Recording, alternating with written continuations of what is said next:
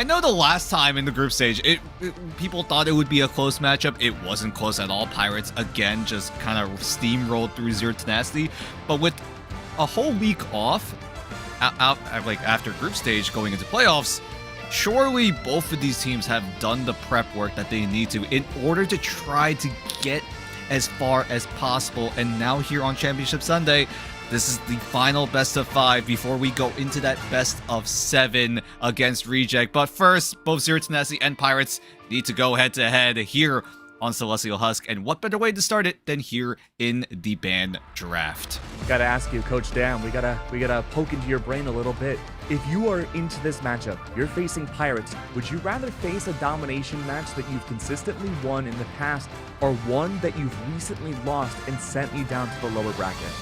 That's going to be a really big question, right? It depends on how domination is played by both these teams. Either you go for the dive composition and try to force yourself to get the space that you need in order to get as much momentum as possible, or you just go the other approach, right? You wait for the dive to come in, try to peel your entire team, and then go for the counter engage.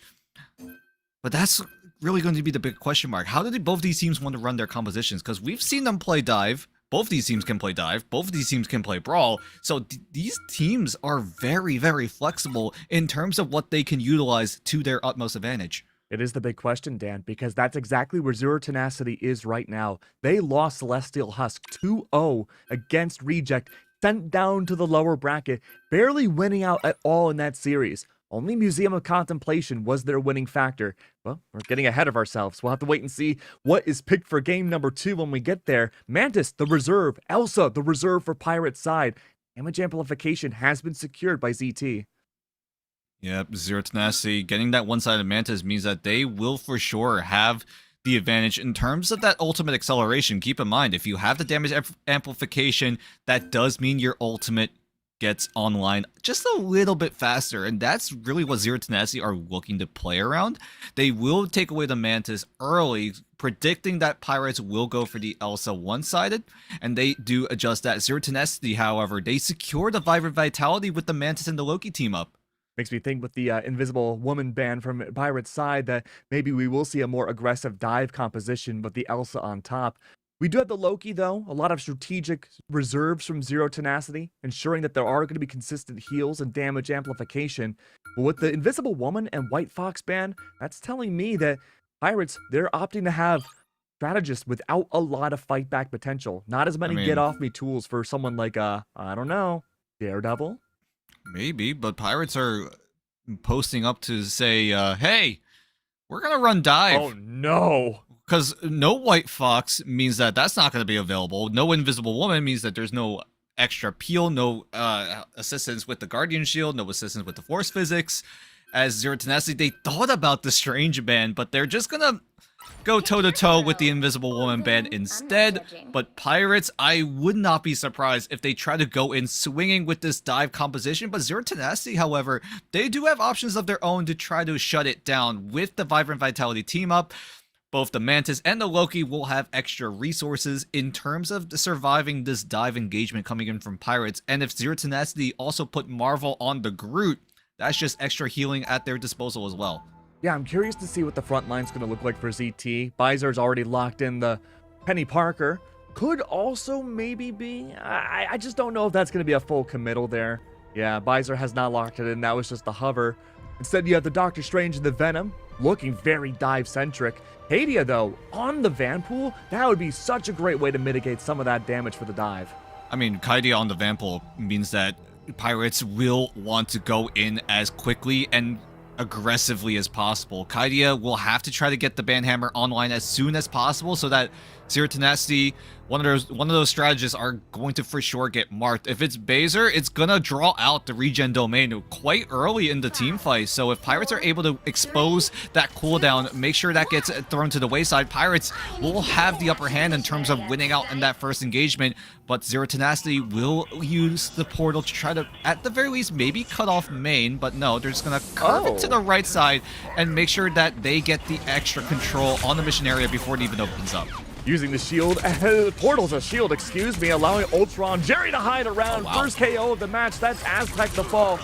You have the Luna Snow to help with some of that hit scan to be anti-Jerry. But Jerry's an unstoppable force. The stalk in between used as environmental cover. Jerry and Soko showing already that Zero Tenacity are here to fight. I'm a little surprised Pirates aren't running the dive composition. They really wanted to do that, but Zero Tenacity, they thought a little bit ahead. They shut down Return's Daredevil in the ban draft, so he's going to have to find a different approach in terms of how they want to go for this next engagement. Aztec, however, on the Jeff still has the team up with the Symbiote Shenanigans, with the Venom, Kaidia with the Jeff toy as well, but Return has to go for the next best option. We'll go for the Wolverine. We'll help out Vital in terms of that team up potential, so Return could do a little bit of extra damage here. Yeah, Marvel's got to watch out. Wolverine has been a menace inside of playoffs against group players, and so a lot of that walls that you can build up will get destroyed. Just a matter, though, if Soko can help keep alive and have tabs on that Wolverine pick. We haven't seen him in the server just yet, but I did certainly hear him. There we go. There we go. Feral Leap is out. No last stand just yet. Return, a wealth of damage applied, but Marvel not isolated. Soko still playing for the shield, spamming it up and down, helping out his fellow Vanguard. Vital is just so low for so long. He's not able to safely do enough damage to zone away Zero Tenacity. Look at everyone in Z10. They're already healthy. Marvel and Jerry team up to find eliminations. Wendy's even there in the backline, just peppering down the hurt onto Fun as well. And Zero Tenacity are just speed running through this first checkpoint. Yeah, this is Manta Central. Working well. We saw Rage of Ultron from Jerry. That helped out alongside Wendy. Z will respawn, have Ensong Inferno set up and ready to go along with Vital. Maybe an ult dump will come out from Pirates' side. So many players are close. It's gonna have to be. It's gonna have to be. Pirates are losing out. We're going to Final Fight territory. Fun and Return have their ultimates soon and ready to go. It's a matter of Zero Tenacity being able to peel the engagement coming in, because Aztec could easily shut down Wendy's ultimate if he does choose to do that. But Aztec will follow up the strategist of Zero Tenacity, but he's not able to get to the edge in time.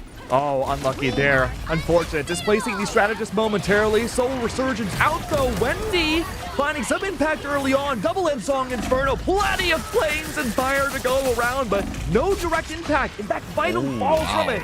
Z's there for the Return though. Return sent back to the sender. Unlucky. And a double KO to boot. This is a fantastic start for Zero Tenacity. And the portal needs to be opened up for Pirates. Is it going to come out in time? It's going to be up to Fun if he's able to stall in time. As overtime still ticking down. Kaidia gets sniped down by Wendy. There's a chance for Pirates to maybe get a foothold onto the site. Portal does come in, so they have a second chance. Second chance. You have to make it count. Return now onto the strange portal on the way. It's out. It's there. And there is some room, but Kumio has been unleashed. It's going to be Return to play so aggressive into the back line. Was that challenge worth it? We'll have to wait and see as an Agamotto falls directly onto the husk itself. A strange shield in the way will help out. Rage of Ultron is out and abound, finding one, lowering that damage all you can. No one checking for the backup Pirates. It's Z there to find the slays. The KOs abound once more. And with potentially another ult on the way, Ensong Inferno for the front lines. That's one Vanguard gone. Normally, Return's not in that role. That yellow beam, keep a careful eye on it. It won't be around much longer. Have to hold on, Fun. All the heals of these strategists are being pumped into him. And away for a tempo starter, $20,000 potentially on the line. Z takes down Fun. And with just one member left, they hop off the point, and point one goes to Zero Tenacity. Zero Tenacity are just playing like an well-oiled machine. That was just great counterplay coming in from them as well. Pirates did have a chance to win out before overtime even came out. Aztec swallowed up two strategies of Zero Tenacity, but Aztec just couldn't follow through with the elimination. And I also got to shout out Zero Tenacity. They're playing against a one-sided Elsa. Vital has been piloting that pick for quite a while, it feels like, but it really hasn't done a whole lot. He's been pretty quiet, at least in this first round. Yeah, I don't think Apex Predator was able to be used at all, it felt like. So I guess the big question is, there is environmental KO potential on Celestial Husk. I mean, we didn't really get to see a lot of it early on. This next sub-map will have more opportunities closer up. Maybe we'll see that saved up for Vital in this first fight. The battle starts in 5. A chance, but Pirates are going to have to rely on it really well, because Zero Tenacity, though, they still don't have ultimates ready to work with. Most of them are only halfway there, so Pirates, if they want to win out this first fight, they have to do it now. Gotta make a damn sure job they can make it work here. Let's see. Early on, Vital again, Apex Predator. My eyes are peeled. Fun does have Abyss, Beast of the Abyss, from within. Depends on how much of a hungry boy he is. Doko's piercing around, keeping full tabs on this Elsa. You cannot let her get into the back line, and that's most certainly the goal. I mean, everyone on Pirates are so spread out. Zero to Nessie are losing map space right now. Kaidia jumps in, gets the Banhammer onto a backline, but Vital just gets popped. Can't even use the Apex Predator. It gets shut down immediately to 0%. Immediately, that monster has been put away. Strangling Prison, sent down on top from Marvel's side. Wendy and Jerry, they have their ult set up and ready to go. Not necessary. Aztec's there. It's Jeff. Will it be sent off the stage? Oh, no. the walls. Blocked by the walls of Groot. That is unbelievable. Agamotto in return. The soul has left the fish. And through it all, it seems Zero Tenacity on track to get this first point cap. These micro plays are just insane. Marvel blocks the exit for Aztec to try to throw members of Z10 off the edge, and Pirates just couldn't figure out a way to follow through. I have Agamotto tagging onto the backline. The strategist, most importantly, of Pirates just meant that this first fight was already over as soon as Soko landed that Agamotto. I mean, we talked about the damage amp in the ban phase, right? Jerry, Wendy both have the capabilities of doing so. Very soon to have Rage of Ultron. Keep an eye on him. But now you have double hit scan, triple hit scan on Pirates to try to shut down this flying strategist. You're gonna have to make something work because he's getting away with so many heals for free. It's a jump back down once again. Fun has the feast once again, but will there be an Abyss? That's the Rage of Ultron. Small corridors, isolated 1v1s, and through it all, finding Kadia. That's not gonna be enough. Jerry unfortunately falls mid-ult. Fun, and the rest of Pirates, they do have a man advantage. Yeah, it just keeps going. Great anti-heal potential coming in from Fun, but with everyone on Zero Tenacity focusing down the Venom means that he's going to get taken away.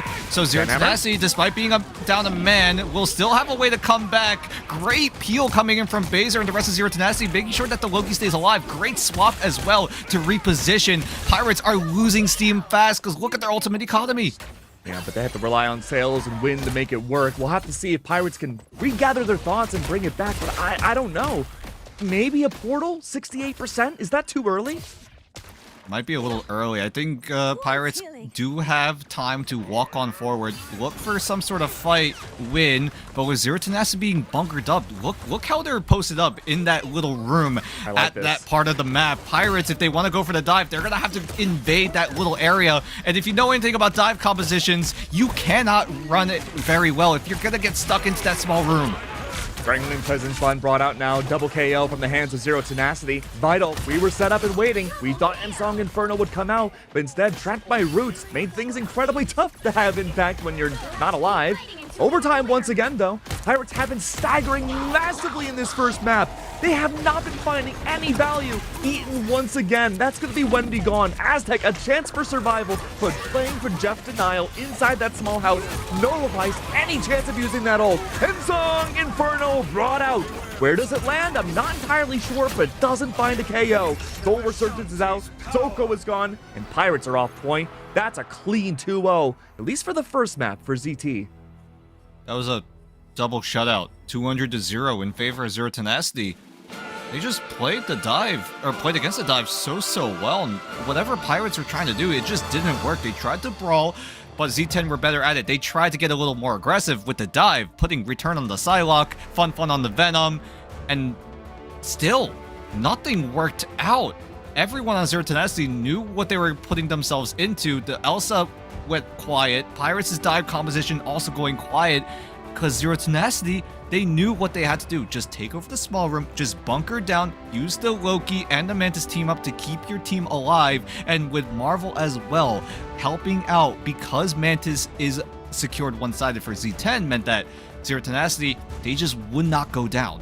I'm really happy you mentioned the Loki too specifically because we saw the environmental control from Zero Tenacity, especially in that second sub-map, hunkering down away from the domination point. They captured it, they played in that small room, shut down any capability of Aztec using its Jeff ult to send people off the map, any way of reclaiming space, and forcing Pirates into such an inconvenient and small and frankly very hard to fight room. Even with all the counterplay Pirates tried to employ, it felt like the duelists in that matchup never had a chance to shine. I'm looking at the stats right now. Yeah, I was about to say. 2-6 on Vital, Dan.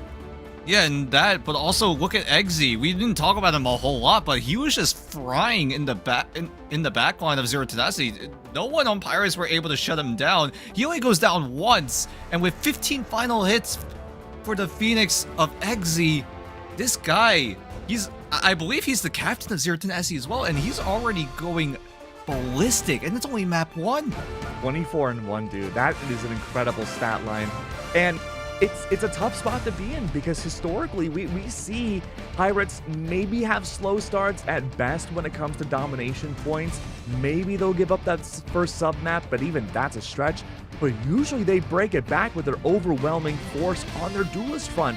If they've been counter-stratted this early on, again, by the duelist against them, making return, get 5 and 6, on their stat feed, 2 elims and 6 total KOs against them, I'm very worried for Pirates. And that's a sentence I never thought I'd say.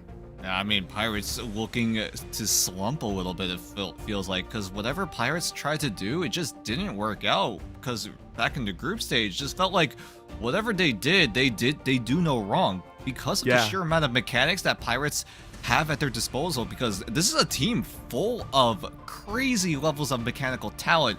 Most notably, Vital, Hoodie, both of those players being on Crazy Raccoon and Genji respectively, have shined on those rosters in the past, and now joining together on this Pirates roster, you would assume that some of that talent would shine through, but it feels like the rest of the competition here in playoffs have done their homework, have watched a lot of tape on what Pirates have been doing, and have just countered it and shut it down perfectly. Because if you remember the band draft, Zero Tenacity, they know that Pirates really love putting return on that Daredevil, and if that Daredevil was available, Pirates probably could have popped off with the dive composition, but Zero Tenacity, they thought 2 steps ahead.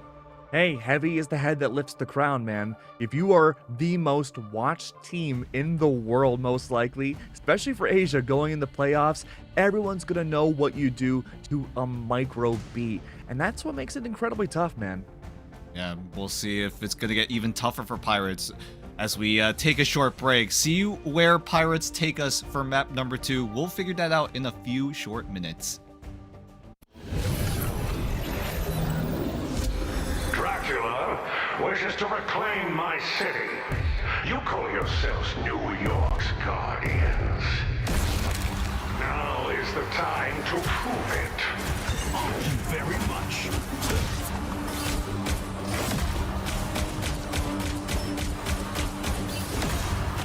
Slice and dice!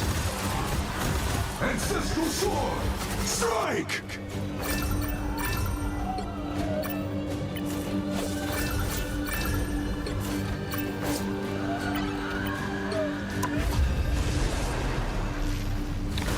A gift from conscience. Taste cold steel! Time to make the undead dead again.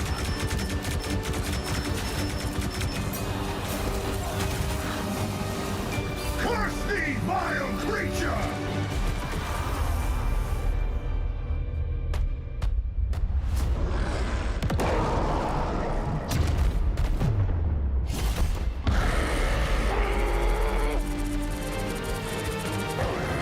Well done.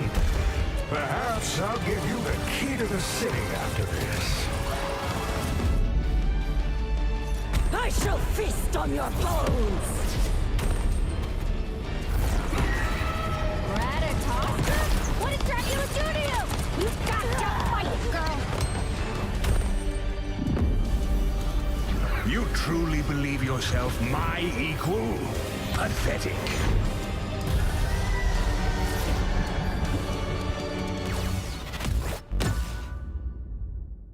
You have my thanks, but your vigilante antics have violated the law. You're under arrest.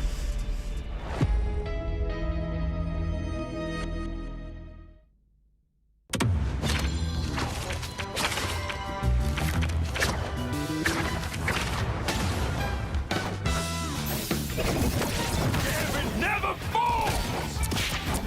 Oh, quel dommage! Little look!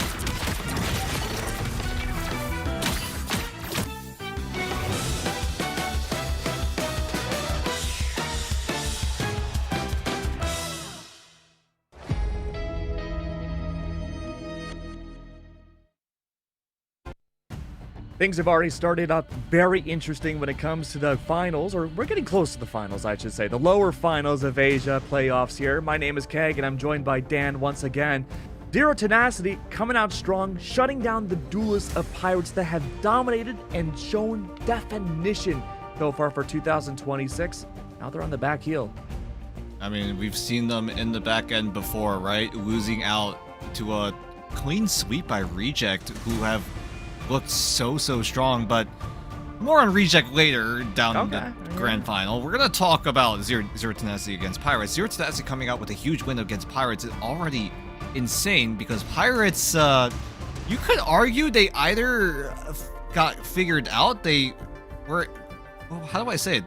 They've saw the rest of the teams have solved the ban draft of Pirates, it just feels like, because whatever Pirates wanted to run, at least in that first map, they just couldn't do it because Zero Tenacity were able to shut it down before they even loaded onto the map. Shutting down Return's Daredevil meant that Pirates, even if they banned out the Invisible Woman and the White Fox to try to make those dive hits a little bit easier, just couldn't work to that full potential, because Pirates just couldn't figure it out. Because Zero Tenacity, they did run the Loki and the Mantis team up, but Pirates were probably thinking, hey, we're confident enough to shut down the Loki Greens, either putting Fun on the Venom to go for those soft hits, or just click and take away the stones on top of those regen domains. But one thing's for certain though, Pirates will take us to Shin Shibuya. It has been popular for a lot of teams back in other regions, and it looks like Pirates are going to go for that approach instead of the Museum of Contemplation. They did pick it once, but they did lose out on it against Reject again, but now they look to switch things up a little bit, take us to Shin Shibuya. Yeah, a lot of teams like to go Convoy off of their first domination loss, and normally that makes a lot of sense, but when it's Museum of Contemplation and you're looking at Asia, that's normally the choice, and like you said, Dan, that's where Pirates always consistently lose. They don't want to go to Museum if they have the choice.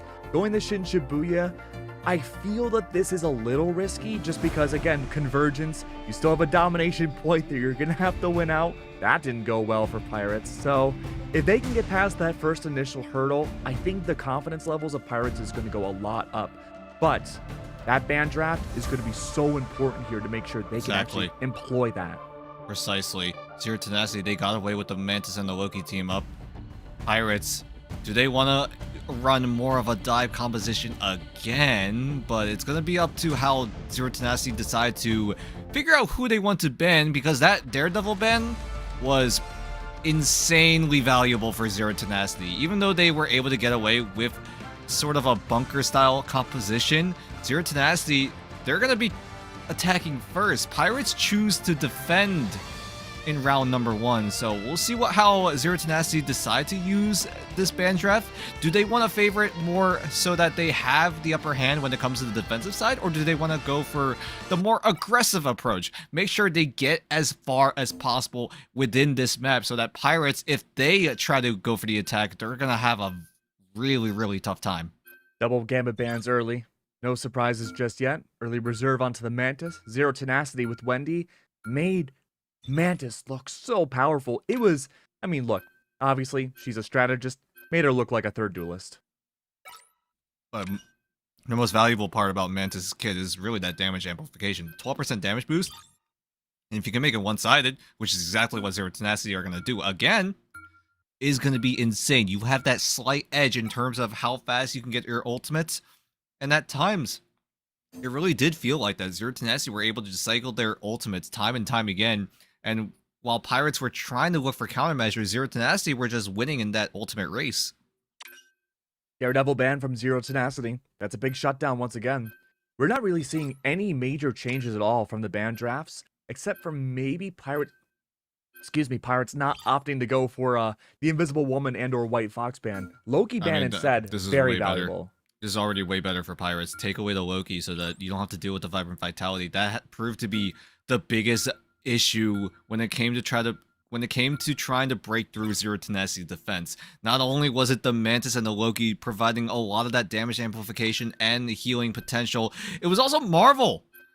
The Mantis and the Groot, that is still a very strong team up. Even if you don't have access to the Loki, you're still giving your team a lot more sustain when you compare it to the side of Pirates, because they don't have the Mantis to work with, so they're not going to be able to match that sustain. And with Zero Tenacity finalizing their ban draft, Pirates look to do the same. They're going to actually save the Vanguard Deadpool that has been falling off a little bit as we head towards the tail end of preseason. Now, Kaidia found a lot of value off the Vanpool, though, back in Domination. I will say, Ultron ban, even if Ultron's not the strongest strategist in the world, the fact, again, that he has that 10% damage amp is good right now for how these teams like to play. Won't be available anymore. Jerry popped off with him, instead is relegating to the duelist role, going to a magic, attacking-wise early on. No, there's no way. The Mantis is available. If you're not using the Mantis that you saved, you're actually trolling. I could see a reality. I could see it. I mean, that's what, a shout out to XOXO01 there by Zero Tenacity. Shout out to Sungjuk Woo putting on a magical show back in Araco in day 1 of preseason. That was a fun one to watch. I'm glad you and I were able to watch that, but yeah, we're gonna see how Zero Tenacity roll out. Soko could channel TP, and he will do just that, making sure he goes up high so that if Pirates do something cheeky, they're not gonna be able to take this Doctor Strange off the map. Soko deciding where he wants to set up this teleport. Sometimes it's up in the high ground, sometimes it's down the low ground, and Soko looks to just let the rest of Zero Tenacity bunker up down here. Bunkered up small building, that's the ZT way. Hiding inside any sort of building that you can, not be out in the open for as little as possible. Problem though is that you're going to have to be out in the open for this early cap. Pirates playing for the defense have a lot of verticality to work off of. Soko, who did not lose a single life, 0 KOs at all against him in game number 1, has to find a way to help keep his Groot alive, who has no shields, placing down those walls and making sure the verticality for Pirates is null and void. I mean, Pirates are running dive again, right? Psylocke on return. Hoodie taking down Baser is already a great start for Pirates. Playing around this bunker-style playstyle that Zero Tenacity are running right now. Because Pirates, they want to run this dive. Return looking to find some sort of cheeky eliminations. Fun going in, trying to get some sort of line-of-sight manipulation. But with Zero Tenacity bunkered up, it's going to be a little bit difficult, but with Zero Tenacity starting to spread out a little bit, this is where Pirates' Psylocke can shine for just a little bit. Yeah, a lot more flexibility for Return this time around, not forced into a pigeonhole of environmental control that Dominations like to have. Return again can play around the entirety of Shin Shibuya. Soko falls. Now it's XC2. Big, massive stagger for ZT. Yeah, I'm not sure why Zero Tenacity decided to spread out there. They were fine running in the bunker. They were doing pretty well. But with Hoodie taking that 1v1 win against Baser just meant that Zero Tenacity, they probably got a little bit flustered. They're like, hey, we need to actually do something. We're down a person already in this first engagement, and we need to figure out something fast. So they try to spread out, try to get as much map space as possible, I'd assume, but they just could not make it work. Return goes in with the Dance of the Butterfly, zoning away Zero Tenacity because that time is already halfway done. I know, but I'm looking at the ult stacking from ZT right now. Initiation tool, that's going to be the Strangling Imprison, sending everybody away. But in return, Aztec, sacrificial play, question mark? It's going to be Baser and Soko, everybody in ZT fighting the nuclear option. Invisible boundary is down, sending everyone back to the spawn room. Vital does have Apex Predator set up and ready to go, but Hoodie, same with the Kumio Unleashed. Will it be used here as a denial tool? Seemingly no chance. Maybe Kumio's gonna be playing number one. Akamoto in return. It is a mess directly onto the point early on, and I don't blame them. Pirates have to shut this down before that final tick goes by, and they fail to do so. We're in Convoy Town. Yeah, fun switching over to the Loki so that they can use the regeneration domain to try to get themselves through the portal safely. But Zero Tenacity just shut it down quick as you like it. Great wombo combo coming in from Marvel and Eggsy with the Ensong Inferno into the Strangling Prison was very well used. And now Zero Tenacity, they get the first checkpoint, they want to go for the second. Pirates do have Vital with Glartrox ready to go. Still holding on but Vital has been pretty quiet so far. Map number 1 hasn't been the best for him. Now he's looking to get a redemption arc here in map number 2. Can he find some sort of clutch potential with this Elsa Bloodstone? Is he just waiting for a massive funnel from ZT? It has to be conditioning where this attacking team wants to play. They're playing in these small buildings that are essentially Glartrox proof. Oh, never mind. Trying, but there it is. Will it work? Somewhat. It's strangling Prison directly on top. A mess of colors everywhere. Kumio in return. Baser is there to ensure at least a few more hints of damage to deny the capabilities of the Glartrox. Didn't see a lot from it. Yeah, Marvel is stunning up a few members of Pirates, and then Baser just goes into the Kumiho Unleash and just slams down with the AoE damage. And with that, Zero Tenacity are just putting down the ultimate combo so well. Pirates, they're looking staggered. They don't know what to do, it feels like, because no one on Pirates have some sort of combo of an ultimate available. Yeah, you could argue Fun and Aztec have their ultimates, but they don't really do so well together. No, Aztec has been a lot more of an emergency tool, using it as a displacement against ZT, especially when that combo gets close to a point, and it most certainly is. East of the Abyss starts first. That's the Venom out inside of a building. Hoodie there for return. Right. Does take down Jerry. Strong start. Visible boundary out now. Massive heals, but won't last forever. Doko could return after it dissipates for maybe an Agamotto. Dance with the butterfly up and above, cutting away into the back line. That's one. Make that three gone now. Double KO for return. All right, Pirates will stabilize for the time being. Great ultimate coming in from return. Zero Tenacity tried to counter it by stacking on top of each other so that those slashes from the Cutterfly don't get the eliminations, but unfortunately it just was not enough. Zero Tenacity didn't have a strategist ultimate to go off of because Jerry got eliminated at around 84%. He couldn't get his ultimate down in time, so Zero Tenacity gonna have to hit the reset button. Pirates have a chance to get a lot of space here. Soul Resurgence will be huge here for Jerry. On top of a bunch of other ults, Marvel's close to strangling Prison once again. That would be a massive way of turning this back around.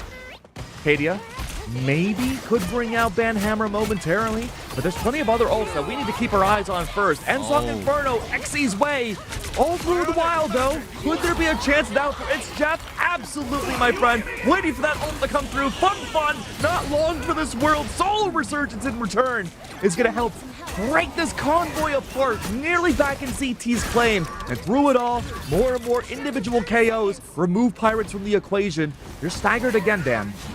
I mean, Pirates had a good start to that fight, putting Xy at low HP to force him to use the Ensong Inferno, but here comes the counter. Whoa! Oh my goodness, the Vanguards of Zero Tenacity coming up huge with all the CC, all of the damage. Maelstrom into the Strangling Prison is absolutely sublime. Zero Tenacity coming in with a bang on the second checkpoint. Gotta give it to Hoodie though. Forcing out Kumiho Unleashed and making Agamotto and the Strangling Prison used at once. That's two critical pieces of the arsenal ZT won't have for this next fight. And now Pirates, look at their ultimate economy. It's so low. Fun does have the feast, but there's really not much follow-up on the side of Pirates to work off of. Fun is only going to have to use it to maybe try to find an elimination to the likes of Baser or Wendy, who do have strategist ultimates coming up very soon. And with Pirates lagging so far behind in this ultimate economy, Zero Tenacity do have so many options to work with, and there's already one of them used. And Song Inferno directly into the heart of the invisible boundary. Very unlucky that no impact was found. Just an initiation tool to give free space to Wendy and co. There it is though, Banhammer early on. No chance of a Strangling Prison just yet. Kumio has most certainly been unleashed directly on top of the convoy, creating even more space for Zero Tenacity to be anti-Pirates. And that's exactly what they do, right? They use their ultimates, try to get themselves through into this third checkpoint. Aztec gets a random frag onto Xy. So that's already a good start for Pirates if they want to stabilize yet again. 15 seconds left. We're going to final fight territory.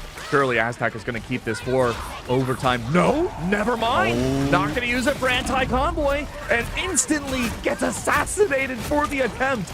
Not what you want to see. Zero Tenacity, though, they're not out of the woods just yet. They've claimed back the convoy, but they have a small meter to go before they can claim that third point. Strangely in prison, Feast of the Abyss, every single monstrous ult brought down at once. And through it all, I'm keeping a very careful eye on Hoodie. Kumio will be unleashed. Vital will be there for Dance of the Butterfly to help create that space once again. Surely now for Zero Tenacity, Dan, they should not be able to get this third.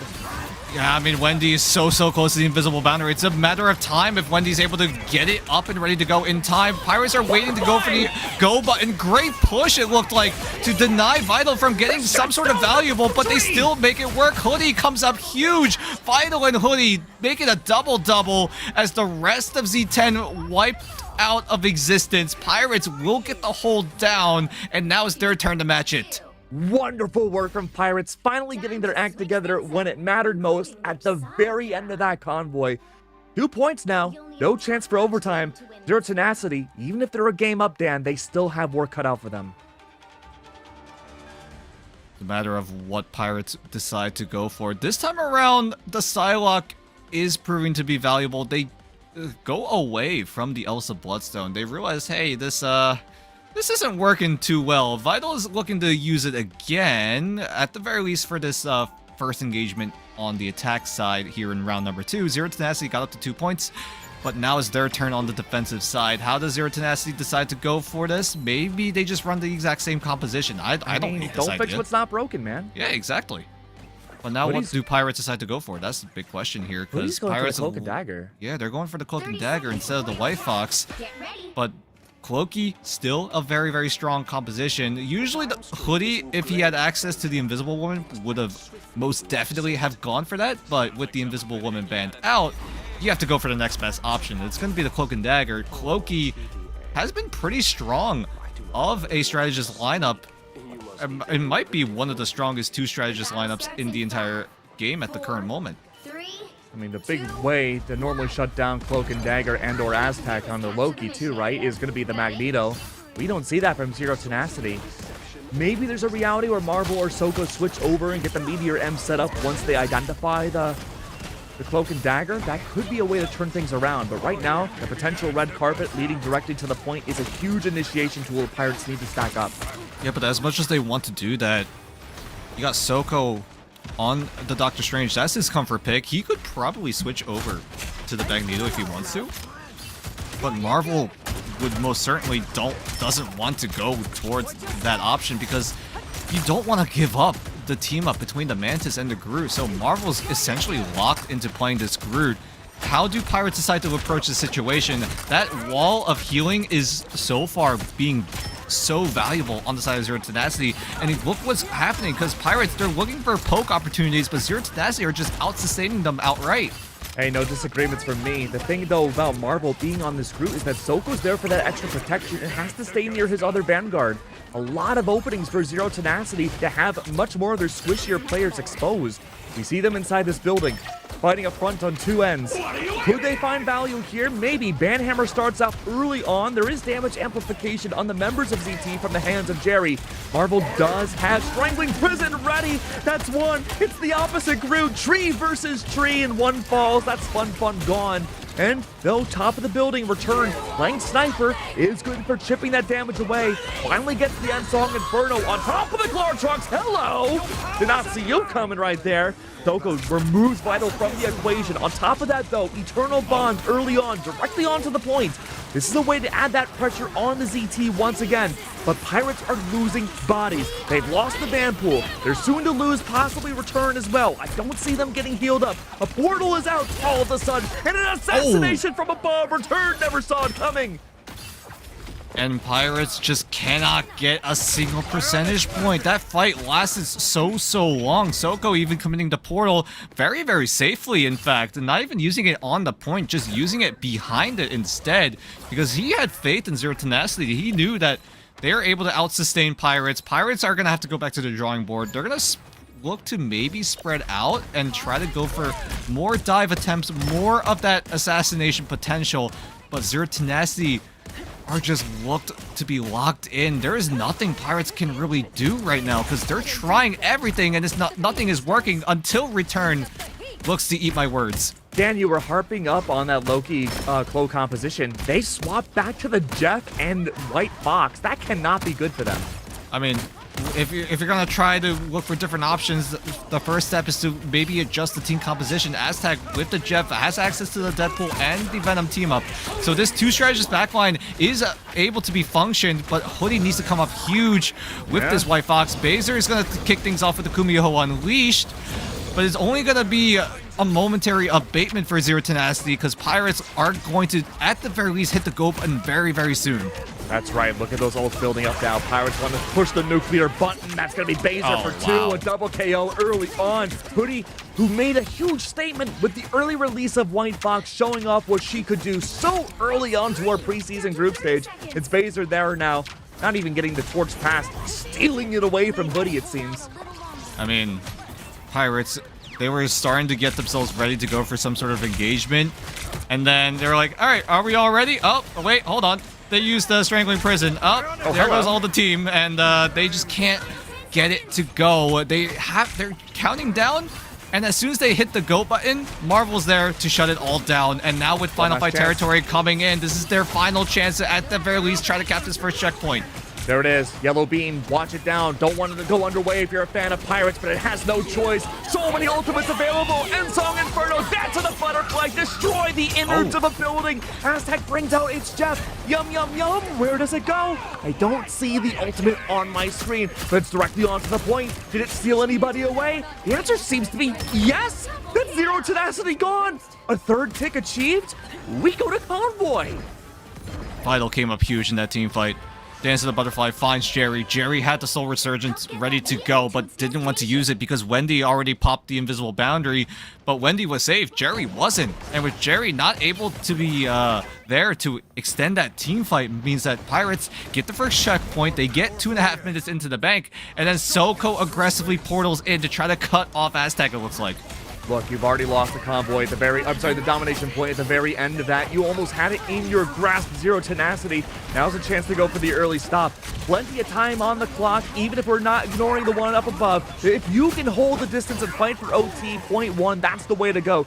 D from behind, looking for the assassination. Psylocke nearly got away, but no. A quick headshot at the end sends Vital back to the spawn room. Marvel set up and ready for that Strangling Prison. It's the majority of the players are Pirates. What is that, a quad? A double? Make that a triple for the Groots. 3 get caught up by the Strangling Prison from downtown. Eggsy even going to the back line, using that off angle to catch Vital off guard. He tried to dash away, but Eggsy just flicks him down. The mechanics on this guy is absolutely insane. We've seen him pop off in past titles. He's popping off here in Marvel Rivals. And Zero Tenacity, they're looking to pick up what they lost because Pirates, they get the first checkpoint, but it looks like Zero Tenacity are just going to keep them away from the second. And the scary thing about Pirates right now is that their most consistent factor has been ult dumps. 57 seconds left on the clock, 2 ults ready, soon to be Vitals and Aztecs. Are you going to use it all here, or do you have to wait for OT and just push the convoy as much as well? Answer's already been found. Song Inferno's out, Banhammer underway. Vital close to getting that Dance of the Butterflies. You are just unleashing everything one by one, forcing out ults from Zero Tenacity's side. That's Kumio, that's Ensong. Neither one of them finding KOs or displacement. Pirates do not care. They are directly on to the point. Invisible boundary is down, and Hoodie's there to remove Z from the equation. And we've talked about how powerful he's been. Having him gone should allow Pirates to get more distance on this convoy, but I don't see him moving too much. Nope, Soko is threatening with the Eye of Agamotto. Marvel and Soko could come up huge yet again. Here we go. The stun is only onto Fun Fun. Marvel could follow things up with the Strangling Prison because a lot of eyes have been focused onto Soko. Maybe even a few cooldowns being invested. So here goes Marvel with the Strangling Prison. Does lock up Fun Fun, so he's going to be taken down. And with 2 down with overtime coming up is already bad news. Vital's going to channel the TP. What's going to happen with Pirates now? They don't have too many ults set up and ready just yet. They're going to have to fight neutral directly on the convoy before it sets up. That's the Kumio's job. It's been unleashed. Soul Resurgence in return. Jerry wants everything. Damage amp only into Soko. Has Exy there on top as well. Return has fallen. One big power player for damage for Pirates no longer available. Hides behind the enemy portal. He uses it to their advantage. Waits for the It's Jeff. Where is Aztec going to go? He's going to swallow up somebody. Don't see where it went, but the heals are down, and that's going to help for the convoy. It's the Kumio once more. The White Fox has been unleashed directly onto the convoy. They're targeting Fun Fun. The Venom must escape. Play for his own life. The Song Inferno comes through, and that doesn't find much, but still, that yellow beam. Someone's got to stay onto the convoy. Who's playing for the displacement? It's one player. Recap from ZT. They take map 2. That was an intense overtime sequence. Both sides just dumped ultimates as soon as it came online and ready to go. I got a little bit concerned for Zero Tenacity. They lost Eggsy, who was really, really close to the Ensom Inferno, couldn't get it off in time, and then Pirates just couldn't find the extra sustain, and the rest of Zero Tenacity, off of some great placement on their offensive ultimates, put them over the line and are putting themselves one map closer to get themselves a date against Reject.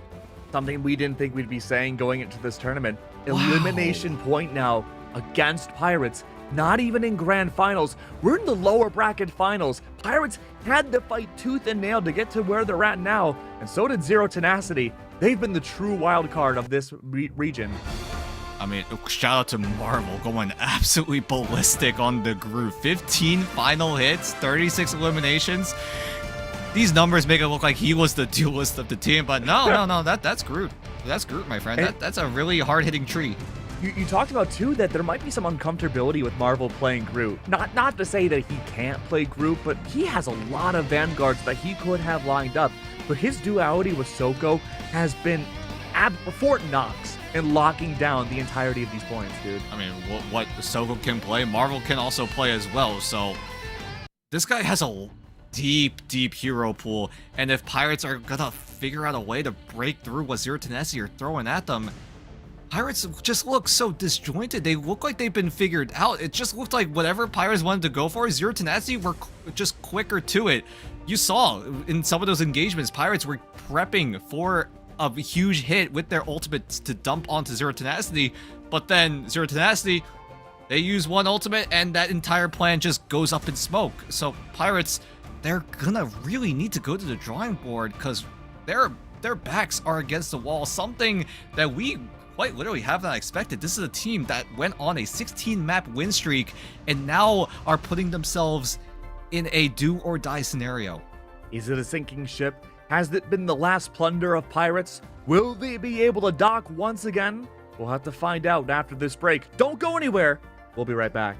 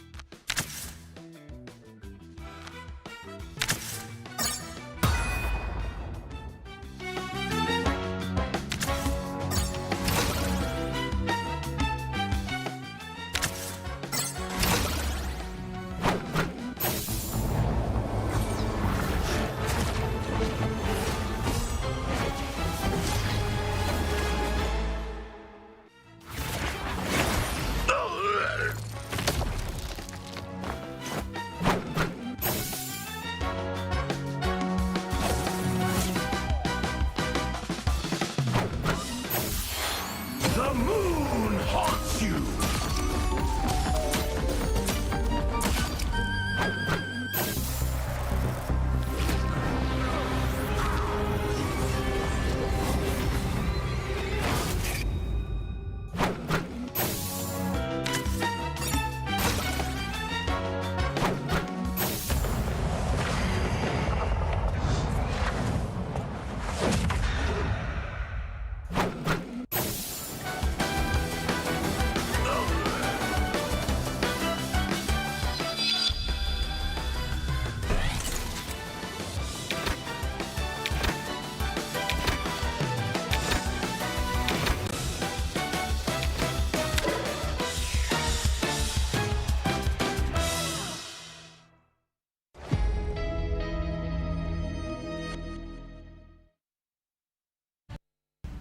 It could very well be the end of a dynasty here. Pirates, they've sailed the 7 seas, they have found many highs, and right now, plenty of lows. They have yet to win a game in the lower bracket up against Zero Tenacity, and this could very well be their last chance, Dan.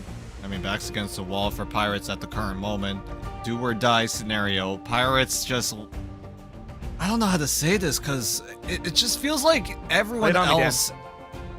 I mean, everyone else just got leveled up just so much, and Pirates, I just feel like they just stagnated. They hit the peak, and then they just kind of plateaued there, and then everyone else just started to climb higher and higher. And in terms of this power level, it looks like Pirates are slumping a little bit. Zero Tenacity are on the uptick, so we're just seeing that supernova of a collision in terms of how these teams fare out. We could have seen a very, very even matchup, but right now, Zero Tenacity just looked to be, I said this way back, they just look to be 2 steps ahead against Pirates. And with Pirates going to Midtown, does that mean Pirates are going to go less of a dive composition? Because Midtown is very, very anti-dive favored.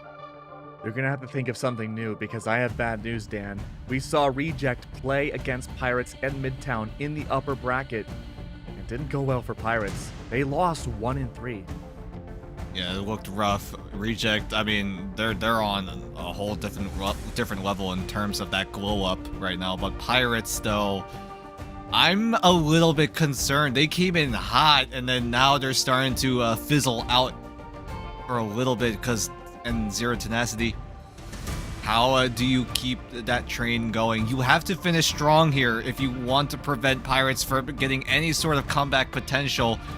I mean, Pirates do have that. They have a chance to come back here. It's still one more map, right? Pirates, you just have to win 3 maps and complete the reverse sweep, but you make it sound so step easy. 1. I mean, it sounds easy, but I mean, again, with how strong Zero Tenacity are performing right now, Pirates look just ever so slightly disjointed, right? These combinations of ultimates just never came out from Pirates, whereas Zero Tenacity, they were able to sequence them well. Marvel going in with the Groot ult, XZ on the Phoenix, following it up to get some extra damage down, and that coordination on Zero Tenacity brought them over the edge over Pirates, who are just kind of just using them one at a time, just like, yeah, we're gonna use it, pray and see if it works out. Sometimes it works, but it doesn't work every time. And that's the difference between how Zero Tenacity are playing and how Pirates are playing at the current moment. You know, the most confident we've seen Pirates so far this entire set was them on the attack side for Shin Shibuya. They ult dumped, what was it, 3, 4, maybe even 4.5 leading into 5 ultimates to get onto that convoy point and take out Zero Tenacity. That confirmed the point for them. That worked. Why aren't we seeing more ult dumps? I mean, it's just inconsistent, right? You go for the ult dumps, but sometimes it works, sometimes it doesn't. We've seen it happen for Pirates. They go for the ultimate dumps, Zero Tenacity counter it well, and then Pirates are just like, all right, we that was our plan. We tried to overwhelm them with all the resources we had, and we got nothing out of it. So now what? You have nothing to rebound on. Zero Tenacity still have a beefy ultimate economy because, quite frankly, they only use 1 or 2 to shut down what you guys did when you tried to invest 3 or 4 of those ultimates. So you say it's the consistency, it's the lack of ult synergy. I mean, on the individual level, I feel like each of the players have done pretty well. I know maybe the Jeff is a bit of a point of concern, but we saw Wendy start rocking the Jeff towards the very end too. But Aztec on its Jeff hasn't been finding a lot of value. I mean, it feels like most of these ults have been read really well, and then just get destroyed mid-thunkenness. I mean, when it goes in the ground. Yeah, I mean, Pirates. I mean, Aztec is a good Jeff. Don't get me wrong. This guy is really, really good on that hero. But this series, he doesn't look like himself right now. He goes for those It's Jeff ultimates, like you said, and he gets eliminated instantly. And Zero Tenacity, either they're reading Pirates very, very well, or Pirates themselves are starting to slump a little bit, because this is not the Aztec that we are used to. This guy is a really good Jeff. This guy's a really good Loki, but I'm not entirely sure, because something had to have gone wrong in terms of their prep going into playoffs, because one, you're the team to beat coming out of groups, everyone is figuring out how to solve your band draft, how to solve that playstyle that you guys have been doing so well. And I feel like if you want to pop off in the Pirates camp, you're gonna have to come out huge with either some clutch plays or just better team cohesion. So let me ask you, do you think Jeff wholesale is the answer here for Aztec? I mean, Pirates, they really love the Jeff, right? They really love They had putting Cloaky available. They do, but I mean, Aztec having the option to go for the Deadpool team up, having options to go for the Venom team up, that just provides so much flexibility in terms of how Aztec wants to pilot the Jeff. Either you will stay far back and just heal the entire team, or you go up close and personal with the dive composition that Pirates have been really trying to force.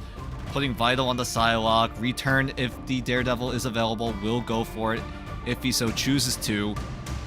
And then the Aztec can just really, again, play far back or play up close, help out the dive with the symbiote shenanigans, tether up everyone, get the healing down.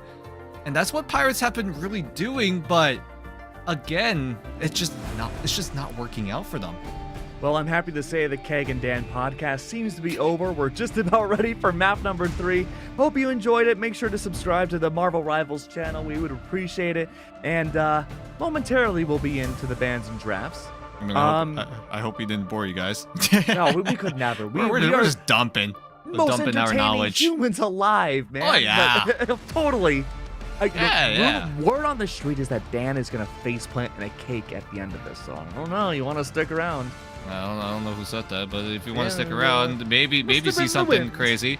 Maybe see something crazy, but you gotta get those Twitch drops as well. Oh, keep true. that in mind. But also, while we're yapping away here on the Asia broadcast, you also got OC's group stage happening as well on the Marvel Rivals OCE Twitch channel. So if you want to dual wield some Marvel Rivals Ignite action, be sure to boot up that Twitch stream as well, while us going through this band draft, as Pirates have to come up with something here, because one more map loss and they are done for. They're gonna have to settle with 3rd place if they don't win this map.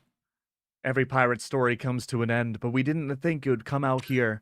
They still have one chance to turn it around, though. Elsa, reserve from Pirate's side. I gotta be honest with you, man. I don't think they should be reserving Elsa anymore. I understand it's a comfort pick, but we really haven't seen Vital use Elsa at all. No, I mean, we've seen him use it, but Zero Tenacity just shut it down completely. It just felt like Pirates weren't getting the value that they wanted with this Elsa reserve, and they now keep going to try to maybe either go for dive composition again, or maybe start to reel back, go for a more brawly style composition that has been rising up in the end of preseason. So Zero Tenacity banning away the Daredevil means that Pirates' dive are going to be very weak, and Zero Tenacity are not going to be given access to the Strange as well. No, Doctor Strange ban is going to hurt Zero Tenacity quite a bit. We've seen Soko absolutely pop off. I've taken a look at chat a few times, and everyone is singing the praises of Soko so much. So losing out on him, I think, is going to be a devastating start. But him rocking the Magneto, I think, could inadvertently also be a buff, just considering how strong the Meteor M can be and dictating a lot of these ult digressions. Yeah, I mean, Pirates also have access to Cloaky, so if Pirates do decide to go that option in terms of strategist backline, Zero Tenacity have countermeasures. Soko with the Meteor M, very common in terms of shutting down that Cloak and Dagger if that Cloak and Dagger does misstep a tiny bit. Pirates, however, look at their team composition. This is very similar to what they ran back in map number 1. Hoodie on the White Fox, Aztec on the Jeff, getting access to the Deadpool and the Venom team up so that he is given so much healing in order to be facilitated inside of that 2 strategist backline, while Return and Vital on the Psylocke and the Elsa respectively means that they can dive, but they can at the very least brawl as well. So we'll see how Pirates decide to defend against Zero Tenacity, who are rolling out with the Groot Mantis team up. Gotta say, the big change though, Return had been Wolverine originally, then swapped to the Psylocke in that domination matchup. Hopefully Return can find value here. I think his Psylocke has been a big silver lining in the Pirates matchup, taking these off angles and removing away a lot of the strategist pressure that was relatively unspoken for outside of him. So Jerry early on utilizing the environment much to his control, hoodie up above, gets these early heals. So far, just ult build up city. Yeah, they're just poking and prodding. Kaidia will get access to the Banhammer or the big test. Depends on what he wants to go for. Is able to get backline access. When does he decide to pull the trigger is the big question. But he does put a lot of pressure on the backline of Zero Tenacity, so they're going to have to reel back. And with Pirates getting a lot of that space on the side areas means that Pirates can essentially do whatever they want, but with Marvel taking down Vital like that, that plan is going to fizzle out very, very fast. Strong start. Unfortunately, Glarchox will have to wait. Kaidia in the back line of ZT did get Banhammer out. I believe that was on the strategists. At least has the swayment for a little bit. Zero Tenacity starting to get this convoy moving up and again, but no one's taking vertical control. Hoodie and company finding value. Jerry is gone. Jumps down below. Kumio soon to be unleashed. 80%. Aztec, it's Jeff out. Where will the shark go? Inside. Well, inside that small room. Gonna help out well. No environmental control to go for a KO. You have to play for displacement. It's gonna be imprisonment once again. And all the Pirates seem to be strangled away. Wow, Zero Tenacity, they get picked off by Pirates because of how Pirates were playing around the map. They don't play in the main area. They were taking over all the side rooms and try to clamp down and restrict Zero Tenacity to, at the very least, get a hold onto the convoy. But Zero Tenacity were able to get the counter punch down. They were able to get the counter picks that they need in order to keep this convoy moving, getting closer and closer to that first checkpoint. We're going to see an ult dump to try to see who comes out on top. Wonderful work. Dance of the Butterflies is a bounce. Soko does have meteor and waiting for something. Doesn't matter. Vital's gone. Glarchox wheeled her down. Huge way of getting P1. What is going on with Vital right now? Usually he's been popping off with the hit scan heroes. The Elsa Bloodstone has been so good for him, but either Vital is not playing to his full potential, or Zero Tenacity are just playing as a team just way better, because Pirates, again, I mean, they go for the rotational plays. They were able to take over the side rooms, but once they got closer and closer to the main area, they just got their teeth kicked in, it felt like. Yeah, it really feels like Vital's not living up to a full Elsa potential that we've seen and hyped up the entirety of this season. Instead, it has been the Phoenix to find more wonders. Return XC early on, duking it out across the different buildings. Can they find impact here? Phaser? Maybe. Kumio has been unleashed. Oh, double stack. Oh no, double stack ultimates directly on top of the invisible boundary. That's truly unlucky. Aztec there eats it away. Phaser's good for sure, man. That's two gone for them. Kadia is there at least for the Banhammer. That's going to sway things more. Vital for the return factor. Two strategists now down.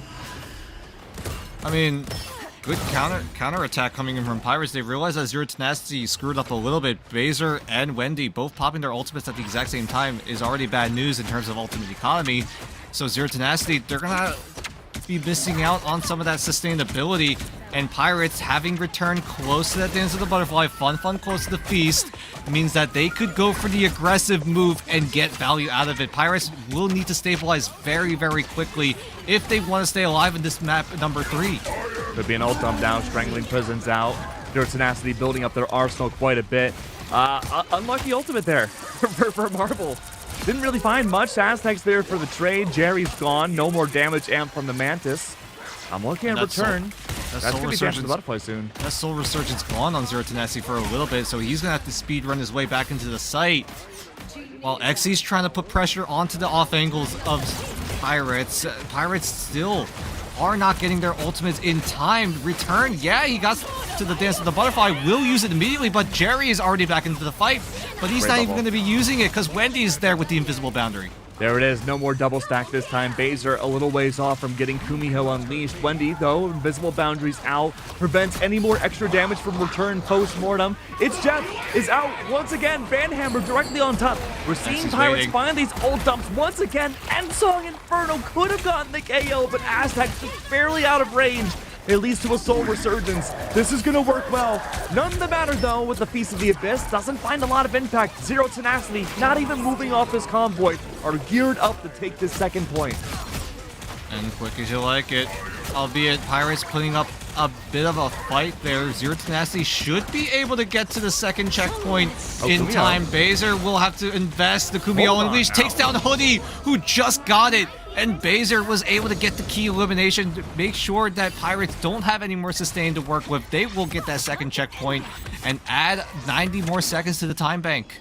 It feels like even with the ult stacked up for Pirates side, they have impact, but it's so quick, and Tenacity's recovery is so strong that it doesn't last very long. 2 minutes on the clock, there's not enough time.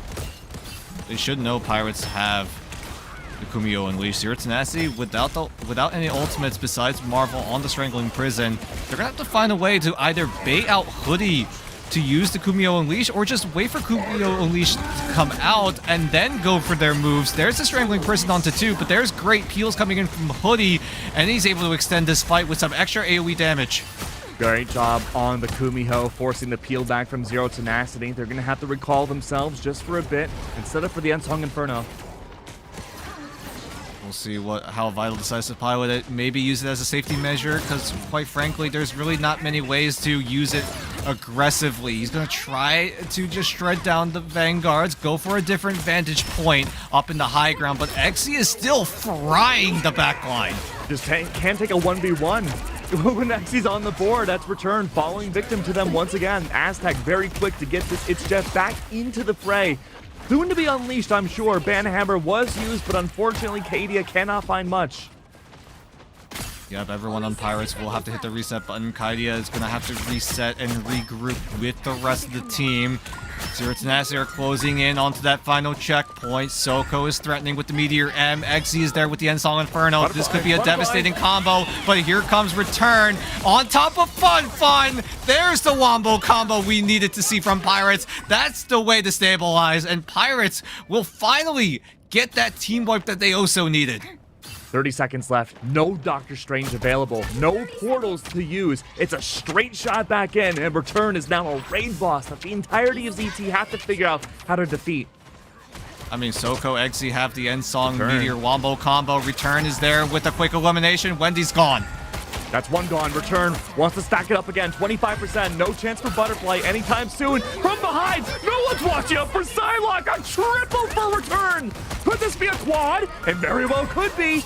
But from behind, 2 seconds left. The journey ends here. Zero Tenacity on the attack. Overtime is out. Marvel, the only one directly onto the convoy. No Doctor It's Strange. been cat back. No Strange. No portal. No problem, says Pirates. They have found their form again, at least for this defense.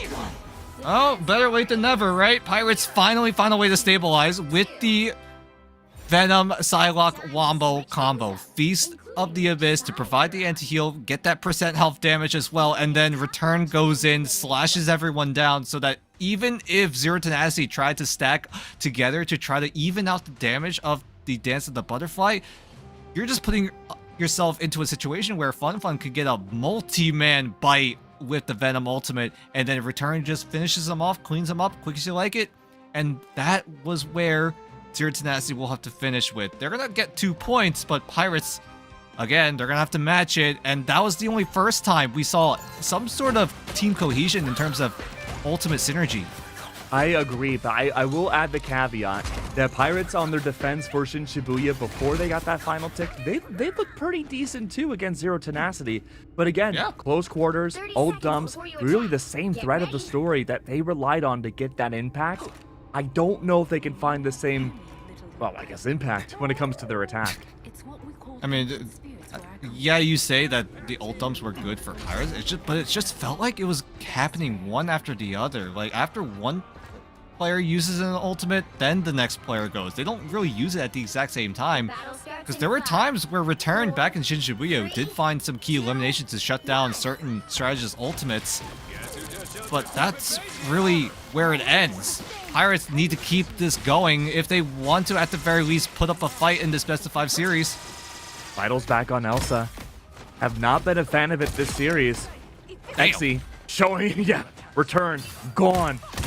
Like the wind. Huge work early on, full control of these upper buildings. I expect a very quick Phoenix swap. I mean, we'll see if Zero Tenacity decide to opt for that. But for now, Vital sticking to the Elsa Bloodstone. The hero is strong, but Vital piloting the Elsa has been very, very quiet. Pirates are going to have to make all the space that they need. Return, going for a reposition. Having Hoodie at his side means that he can go and challenge those off angles, but Xe is doing just that, making sure Return doesn't get any more ground, but he's going to go for the more aggressive approach here. Convoy slowly moves, 3 minutes left. Marvel on Captain America, no longer the group, probably expecting some sort of hard counter to the walls that he would bring. Banhammer's out though, that's against Jerry. He's going to force the dial back and play for these heals. That's going to relegate a lot of heals away from ZT's front line. They need as much as they can get here. I feel like it's a little too late to realize this, but Marvel on the Captain America means that the Groot is not going to be available on the side of Zero Tenacity. Not quite sure what triggered that sort of pick on the side of Zero Tenacity, right? but it's working. It's working perfectly. How you know, Return's just been running around everywhere taking off angles, and I think they assumed maybe Vital would stick to the Phoenix off the get-go and try to find those off angles as well, but right now, Pirates playing very solo, away from each other, trying to get chip damage any which way they go. Marvel's finding a lot of information off these solo fights. And he's got the Freedom Charge to boot as well. That's 3 safety nets on the side of Zero Tenacity. 3 layers to rebound the aggressive approach coming in from Pirates. Vital does have the Apex Predator ready to go, but he needs to find the perfect mark or else he's just going to get eliminated. Marvel going in aggressively with the Freedom Charge, making sure that Zero Tenacity have the ultimate economy to work with, because after Marvel goes away, Zero Tenacity have 5 more ults to work with. Freedom's charged away, 5 ults to work with now. Baser could be the initiating factor. We don't want to see a double stack up or triple stack up at worst case of these 3 strategists. Dance of the Butterflies is out, Soul Resurgence underway, Fun is out for the Feast of the Abyss. Try to make magic happen twice. 1 KO at the very least, it's not all for naught. Even then, ZT, a complete team wipe. A minute 20 left for the defense. They still have plenty of ults to work with. Yeah, at the very least, Zero Tenacity are holding on to their ultimates. They still have 1 more fight. That convoy will not get to that first checkpoint in time. Pirates, they do use the Venom Psylocke combo again. Vital catches out Marvel, but that's only the Captain America. That's not the biggest target. Wendy, however, is a bigger one. Yeah, I'm keeping an eye on Baser here to bring out that Kumiho Unleashed. Hoodie as well has it on the There arsenal. we go. Slice and dice away, not even needing a Wolverine. That's Soko down. That's what we want to see out of Pirates, as a quick cut to Aztec just holding down the left click on the convoy. Whereas Zero Tenacity, they tried to, at the very least, put themselves in a situation where they wanted to stall out Pirates on that first checkpoint. Wendy even using the invisible boundary, but he just gets insta-bursted. So that invisible boundary just went up for about a few seconds and then instantly gone, quick as you like it. And the heals, though. There's only 2. It's Hoodie and Aztec holding the back line. There's 3 strats for Zero Tenacity on this defense. Kadia's good for 1. Xyz falls. That's going to be the tip of the spear that Zero Tenacity won't have available for quite a while now. 2 minutes 30 on the clock. Plenty of players on ZT holding on to their ult for an unusual amount of time. And a lot of it has promoted staggering, too. I feel like Soko's not getting the value that he wants. He's been holding on to that Meteor M for so long. Pirates just not giving him an opportunity. Yeah, I'd assume it'd be for Aztec if he does go for an aggressive It's Jeff ultimate instead of using it to reposition, but Hoodie goes in with the Kumiho Unleashed. Xy's looking for a good time to use the Ensong Inferno. Doesn't quite get the value, but I'd assume he had to use it to get that health reset down. Aztec now going in. Soko, does he use the Meteor to try to shut it down? Plenty of ults used all at once. A flurry of colors. Absolute chaos. Soko finally gets the achievement. Aztec falls mid-ult. Don't have to worry about Jeff anymore. A minute 45 left. Potentially a Pirates run inside of preseason. Yeah, but Xe doing what he does best, just clicks away to the back line of Pirates. They're gonna have to reset. Zero Tenacity finally stabilized. We'll take control of the high ground, but with Pirates running that dive composition without that space provided initially means that they're gonna have to navigate into Zero Tenacity's territory, and that's going to be where dive composition is going to be difficult to work with, because if you have no space, you can't run dive. It's the belly of the beast, Dan. Vital has large rocks available, and that could be a good way to upset that stomach, but Invisible Boundary is a shutdown potential, but is it worth using to be anti-Apex Predator? I mean, everyone on Zero Tenacity are playing up and towards the high ground. Unless Vital was able to get access to it for a quick few moments, Zero Tenacity surely aren't going to get absolutely wiped out by a single Apex Predator. Zero Tenacity spreading out like this is already perfect positioning for the Squartrox. 60 seconds left now, 45 and counting. It's going to be a matter of life or being eliminated. So much money on the line. Glartrox is out. Invisible Boundary baited out. They burned it away. They were able to just make sure that the Glartrox doesn't get the value that they need. Wasn't able to find the insect back into the team, and Jerry going down. Finally, Vital being activated is going to be good news for Pirates. Kaidia capitalizes with the double, and Zero Tenacity just fall at the seams. Quick as you like it. Pirates get to the second checkpoint. Minute 45 left again. Status has not changed. Pirates, potentially that amount of time left in their preseason run if they cannot make this work. For Zero Tenacity, they held on for quite a while. Pirates, though, prevailed. And now how do Pirates decide to approach this? Returns trying to take control of those off angles, but XZ is there to mark them out. So Pirates are going to have to lose out on a few of that space. Zero Tenacity are taking control of the side rooms finally.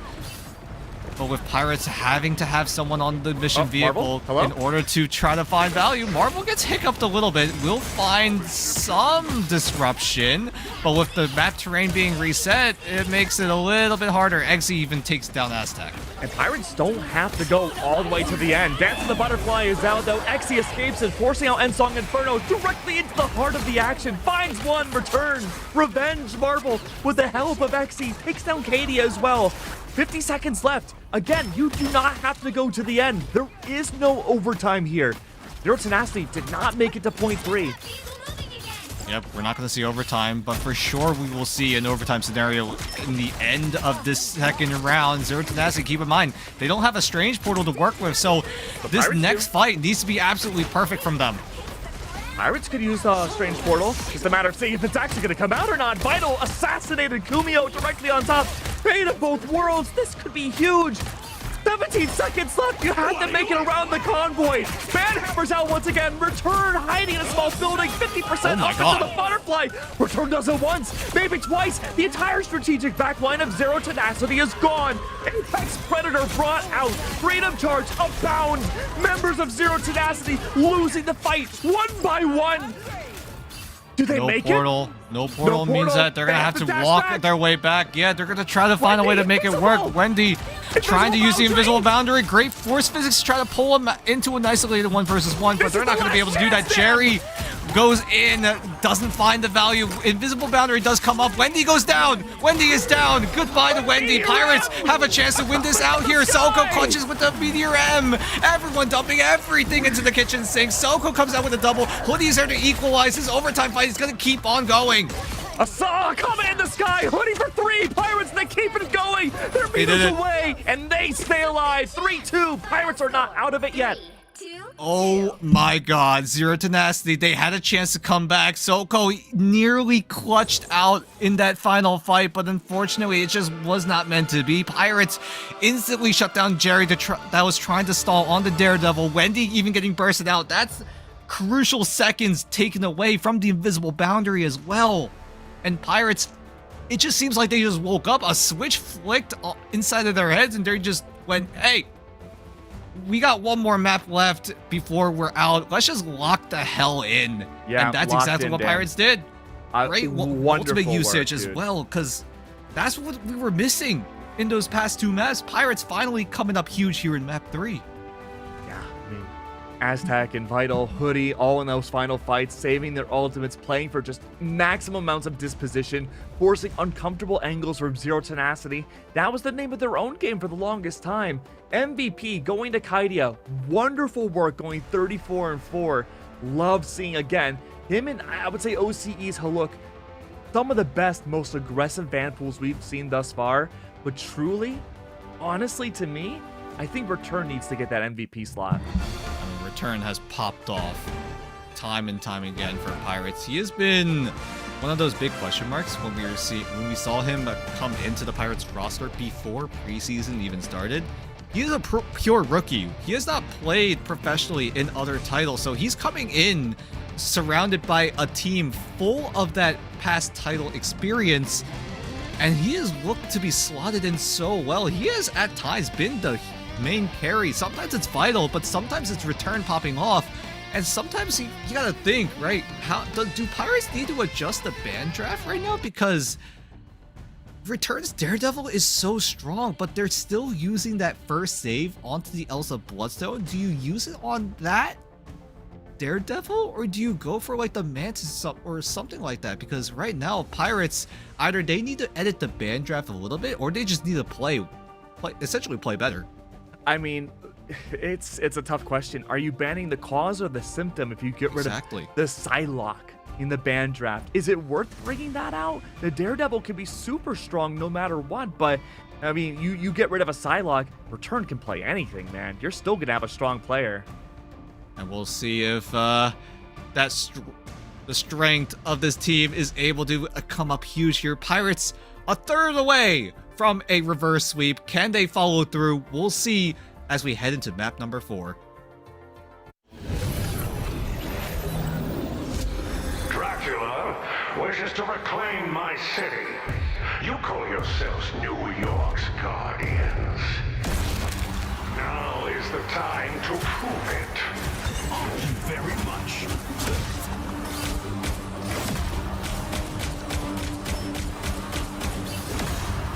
Slice and dice. Ancestral sword. Strike!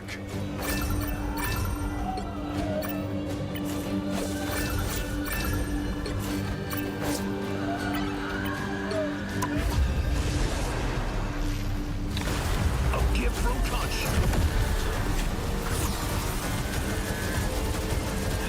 Taste cold steel. Time to make the undead dead again.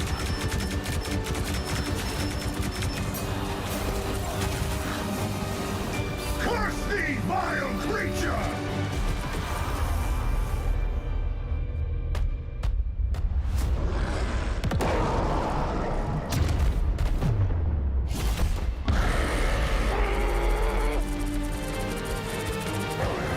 Well done. Perhaps I'll give you the key to the city after this. I shall feast on your bones! Ratatosker? What did Dracula do to you? You've got to fight, girl!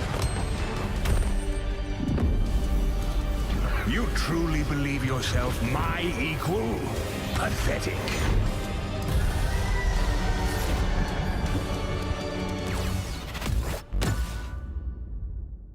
You have my thanks, but your vigilante antics have violated the law. You're under arrest.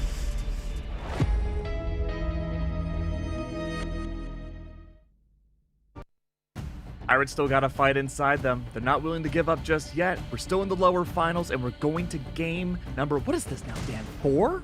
Yep, we're already at map 4 4 of 5, potentially, if Pirates are able to, at the very least, put themselves in a situation where they are one step away from completing a reverse sweep against Zero Tenacity.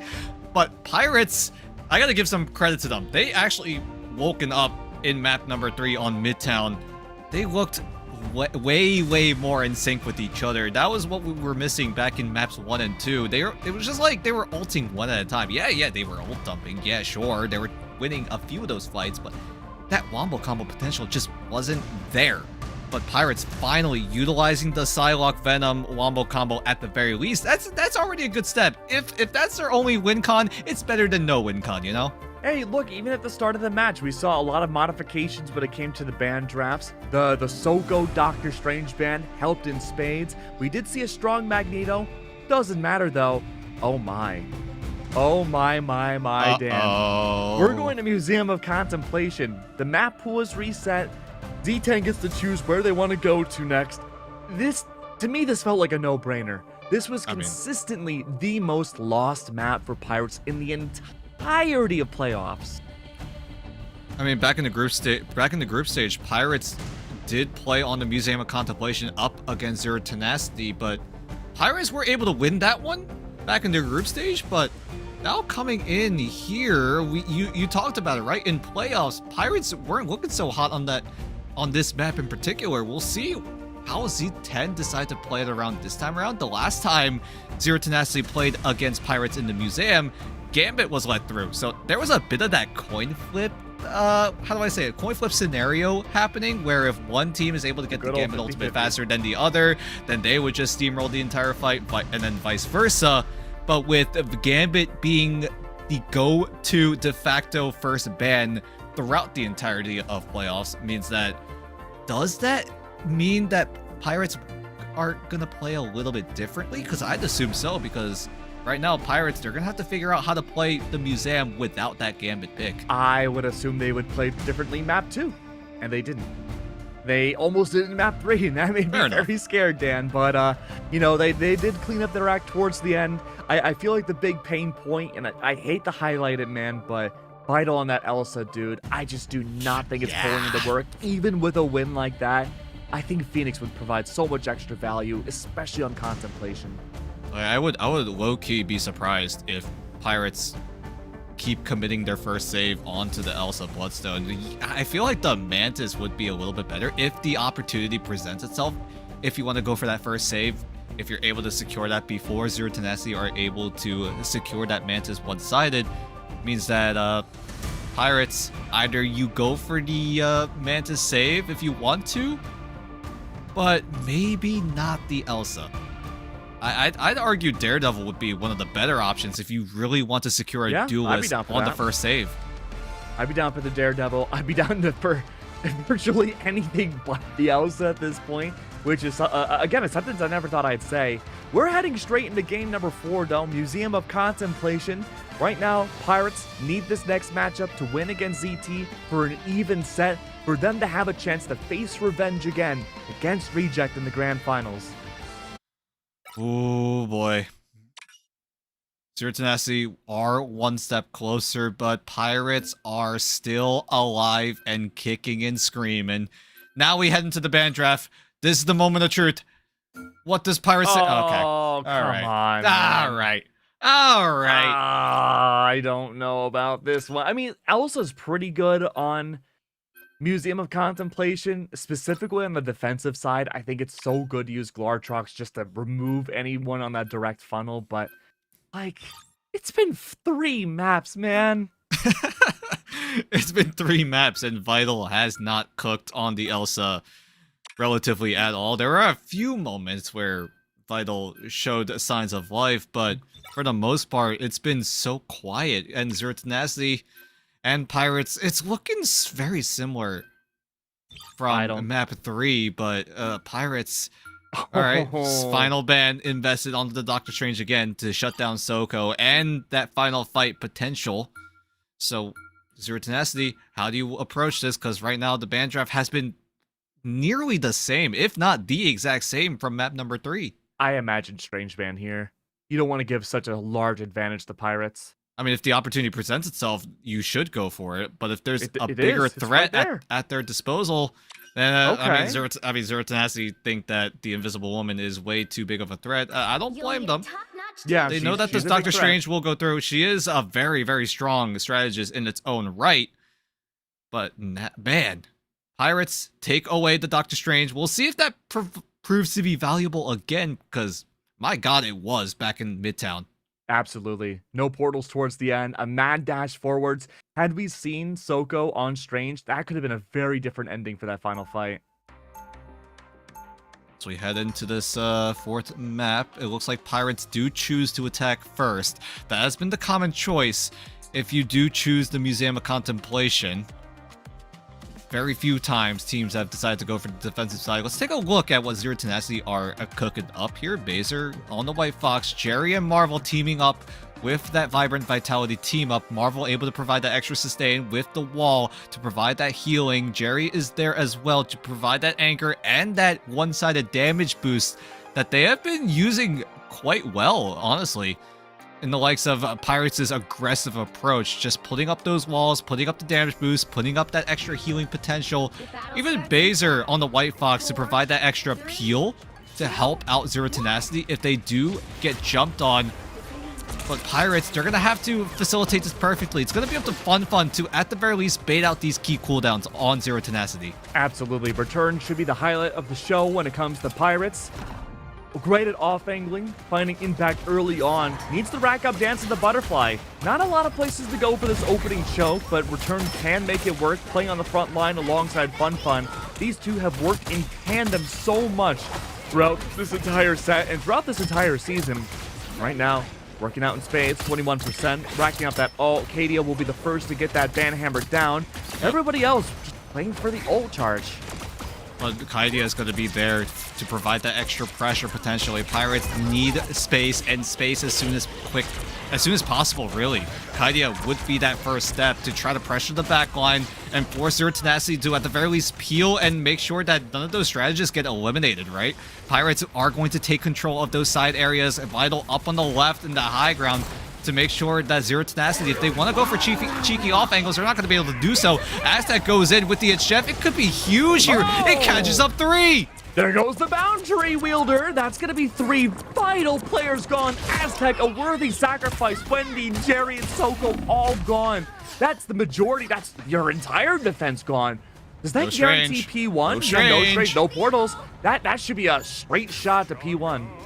I mean, I think Zero Tenacity still have time to walk on forward. Marvel even switching over to the Captain America to, at the very least, stall out on the point to make sure Zero Tenacity walk on forward, but they're so close to getting there. They're not able to get it. Oh, unfortunate. Oh, so because of Glartrox. There it is. Beautiful work. Finally, Vital coming to life. Kadia, everybody shows up in the KO feed. Pirates reborn. Wow. Pirates. Nice ultimate usage. Aztec finally getting value on the It's Chef. It only took him 3 maps, but, you know, again, better late than never. Vital also coming up huge with the Glartrox, preventing Marvel from stepping foot onto the site. So, finally, these micro clutch plays from Pirates starting to work out in their favor. Zero Tenacity, however, they have the team cohesion. They are able to play together, but with Pirates' X Factor, Zero Tenacity need to match that. Hey, look, if you've been watching Asia anytime this season, you know this second point on Contemplation has been a live or die moment for the majority of these teams. Vital for the opening pick. Marvel's gone. There goes the group. Kumio unleashed and Hoodie is there for the return. It's great, though. More and more damage has been applied. Meteor M nearly taking down Hoodie's life, but it's not enough to get the final deal. Xe has Ensong Inferno, a great defensive tool, but it won't be enough to wipe out the entirety of Pirates. They're making the lead charge in. Beast of the Abyss is out. Return is there. Huge work with Dance of the Butterfly, and Marvel finally gets one. Somehow Zero Tenacity were able to survive the Wamo combo. The win condition that Pirates have been using time and time again. The Dance of the Butterfly into the Feast of the Abyss. But that time around, Zero Tenacity were able to survive that barrage with minimal ultimates. I don't think they used a single one to survive that. Xe had to use the Ensong Inferno. But that was about it. Zero Tenacity are fine with surviving this. That is a huge fight win coming in from Zero Tenacity. Absolutely. Now, Wendy and Bazer, they do have their ults available. The strategist ones, Vital is same. Could be Glartrox available again. It's been so good about driving people out of these small little territories. It's Jeff is there. Yum, yum, yum. That's a swallow. It does. No, it doesn't work. Soko gets assassinates Aztec. We're back to what we saw Silly in City. past maps, but yeah, it got a little silly, but still a 1-for-1 trade overall. But it's going to be in favor of Zero Tenacity here. They're the ones with the closer spawn room right now, so Zero Tenacity will have reinforcements coming in way faster when you compare it to Pirates' spawn room. Bazer's even there with the Kumio Unleashed to try to zone away Pirates for the time being, but at the very least, Marvel is there with the Freedom Charge if he so needs to use it. But he's probably going to wait until Pirates make that first move. Marvel has a great info tool, just with the survivability of Captain America. Freedom Charge 2 to terrorize the back line and make sure Aztec cannot get any value out of his ults. Soul Resurgence is the starting point. Still Freedom Charge is available. Wendy and Co. inside a small building. Kaidia falls. That's such a great start. Great start for Zero Tenacity. At the very least, to stabilize for a little bit. It got a little bit dicey, but Zero Tenacity are holding very well. Minute 40 left on the timer for Pirates as they look to poke and prod, wait for their ultimates to come online and ready to go. We're looking at Return on the Dance of the Butterfly to see if he's able to get the value. Xy's going to have the Endsong Inferno to try to dodge it away, so at the very least, he should be able to stay alive. Marvel goes in with the Freedom Charge as Hoodie does pop the Kumio Unleash, but Fun Fun going down means that Pirates are going to have to hit that reset button. There we go. Kumiho is out. Soko, Meteor M ready. Endsong Inferno, great initiation tool. Xy could use at any moment. But where are Pirates? They've been staggered out. Haiti again has to force back away. Xy could have found the moment to use Endsong, but wants to hold on as long as humanly possible. There's a minute left. Return. He's looking for an angle to use the dance. Maybe he finds it, but Wendy is also there to maybe, if he finds Return dashing in, Butterfly? able to use Butterfly? the force physics to force him away. Return, Going deep? still waiting, potentially looking for that opportunity, but everyone on Zero Tenacity, they're okay with this. They're able to get their ultimates online, most notably Wendy on the invisible boundary. Hey, look, Dan, if they want to prove you wrong, Lartrox and Dance of the Butterflies and Great force physics. Well, instead, though, it's going to be force physics pushing Return away. Dance of the Butterfly finds no value. Fun Feast of the Abyss. Almost putting it worth. Pepper is out. Kaidia again terrorizing the scratch in the backline. It forces the entire arsenal from Zero Tenacity to be unleashed. And Song Inferno, fantastic fight with no impact at all. Soul Resurgence is down. That's the contingency plan. Holding the line, ensuring that Pirates cannot get a second. We're back to overtime again. Holding it down. No ults available for anybody on the board. The closest is Baser. They could be the ones to alleviate this pressure. Assassination! Return removes the Psylocke out. And now, with a Kumio Unleashed, you might as well use it. Displays them away. A portal is out, but it's too late. I'm not sure where Fun was. I think it was just a few pixels out of the convoy. But Zero Tenacity, great holds coming in, able to survive the aggressive moves coming in from Pirates, especially with the Dance of the Butterfly and the Feast of the Abyss Wombo combo. It just didn't work out, and then Return tried to go for the finishing KO onto the backline of Zero Tenacity, but a great force physics from Wendy was just the difference there to keep the strategist alive on Zero Tenacity. Yeah, literally saved the day. And now Pirates, you're gonna have a decent hold. At least you didn't get full held by Zero Tenacity. So at the very least, you have some leverage to work with. So you don't have to resort to things like the Atom Warlock to make sure that everyone is there as long as possible. So Zero Tenacity, though, great hold coming in. Can they match that push to push them into the grand final? Pirates forced on the defense. It was attacked back on Midtown. Now Return, not going to be on the Psylocke, and Ultron instead, putting all of their stock on that offensive presence in their defense on Vital. There's been a lot of controversy with Vital in this series. If there's a chance to shut the haters up and prove them wrong, it's got to be right now. It's gotta be, yep, right here, right now. Aztag even gonna put the Snowflake onto Vital, I would imagine. Return putting the drone onto Vital as well. So this is gonna be a very, very supercharged Elsa Bloodstone. 10% damage boost every few seconds, mean that Vital, 1, will pump out as much damage as possible, and 2, get to that Glartrox before anyone else on Zero Tenacity are able to get their ultimates online and ready to go. Because right now, Vital is pretty much winning that ultimate race, or at the very least matching it with Marvel and Xy. Yeah, I gotta say, Return is doing a fantastic job racking it up as well. Range of Ultron could be the initiation tool necessary to break this line. Marvel, though, is bouncing around everywhere. It is America versus America. One's a werewolf, one is a football player. And let me tell you, I could not tell who's going to win this one out. Marvel's creating more space at the very least, preventing off-angle potential. That's what you want to see with Fun and company on this defense directly on top of the convoy. But he is terrorizing these strategists. I mean, Fun is just checking off all the things, right? Marking the side angles and then disrupting the back line with those soft hits. Marvel and Fun are making this look like a moment from Avengers Endgame. Captain America versus Captain America. They're still fist fighting each other. That's no elevator, Dan. But let's see, though. Oh, no. Rage of Ultron. The Glartrox are out now. This could be a big moment, a game changer. Freedom Charge underway. Marvel in return immediately. Rage of Ultron on top. The Glartrox wielder gets assassinated. Even with all the amplification in the world, it doesn't make a difference.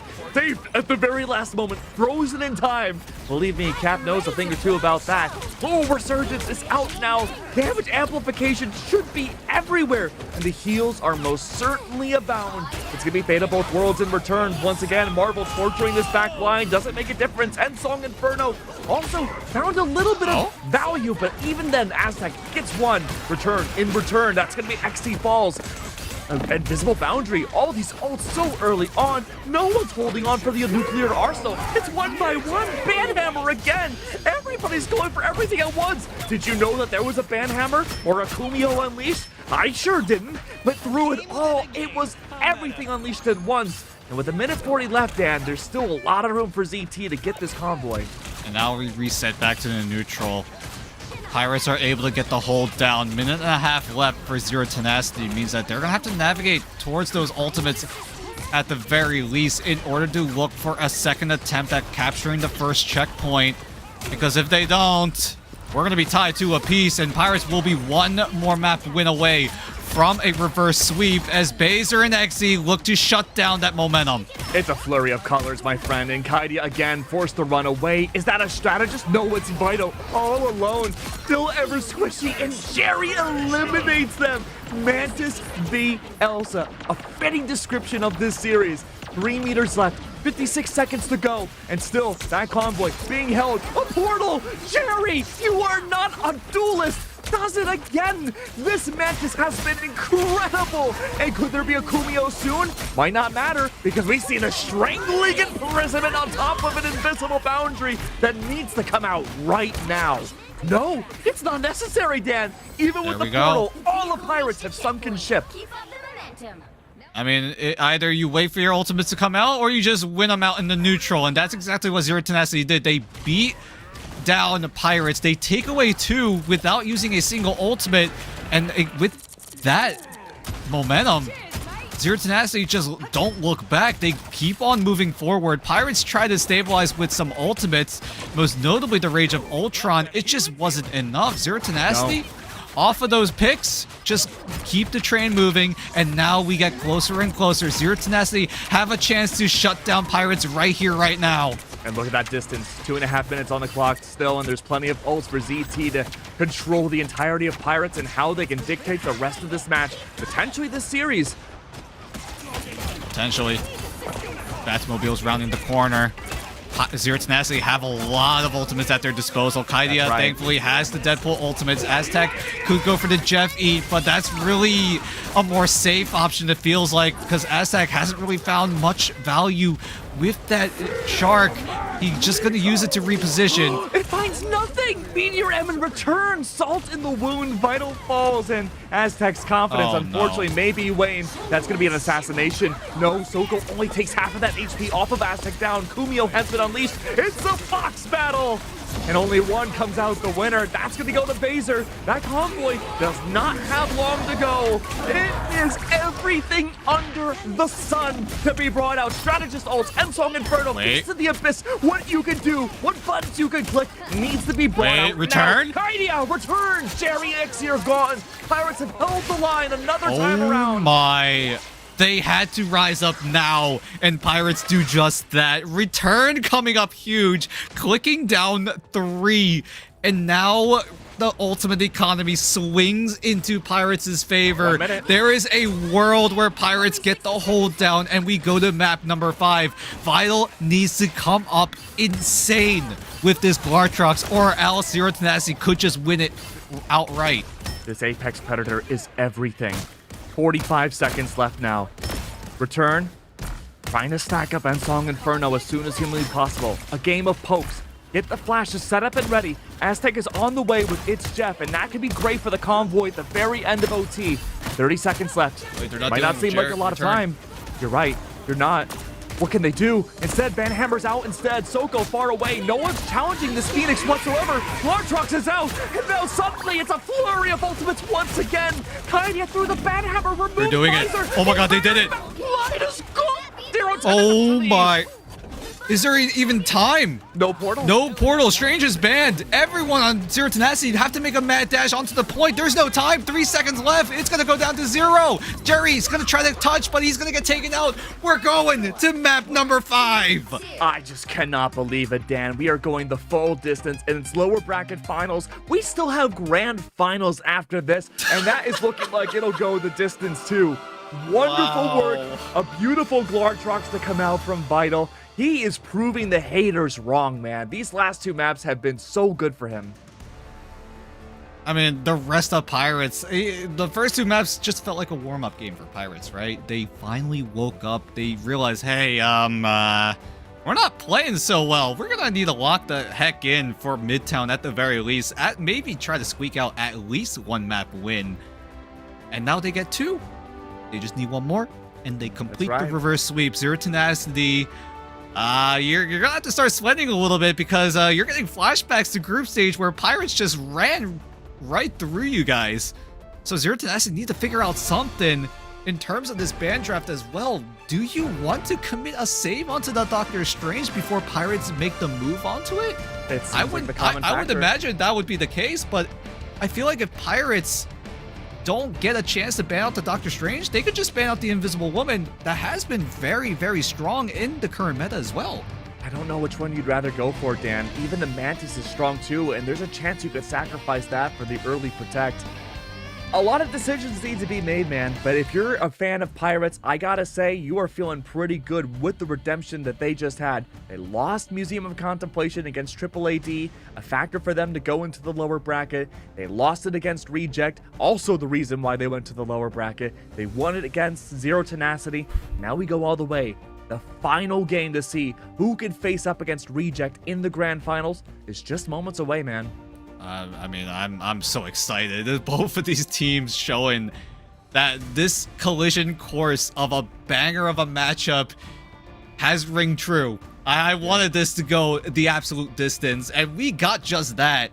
I mean, Zero Tenacity coming up in swinging at the start, putting a little holes into Pirates' ship, but Pirates are able to stabilize, get the buckets, get all the water out of the ship, rebuild that boat, and then look to sail away into the sunset to get themselves onto the matchup in the grand finals. But we need 1 more map to separate these 2.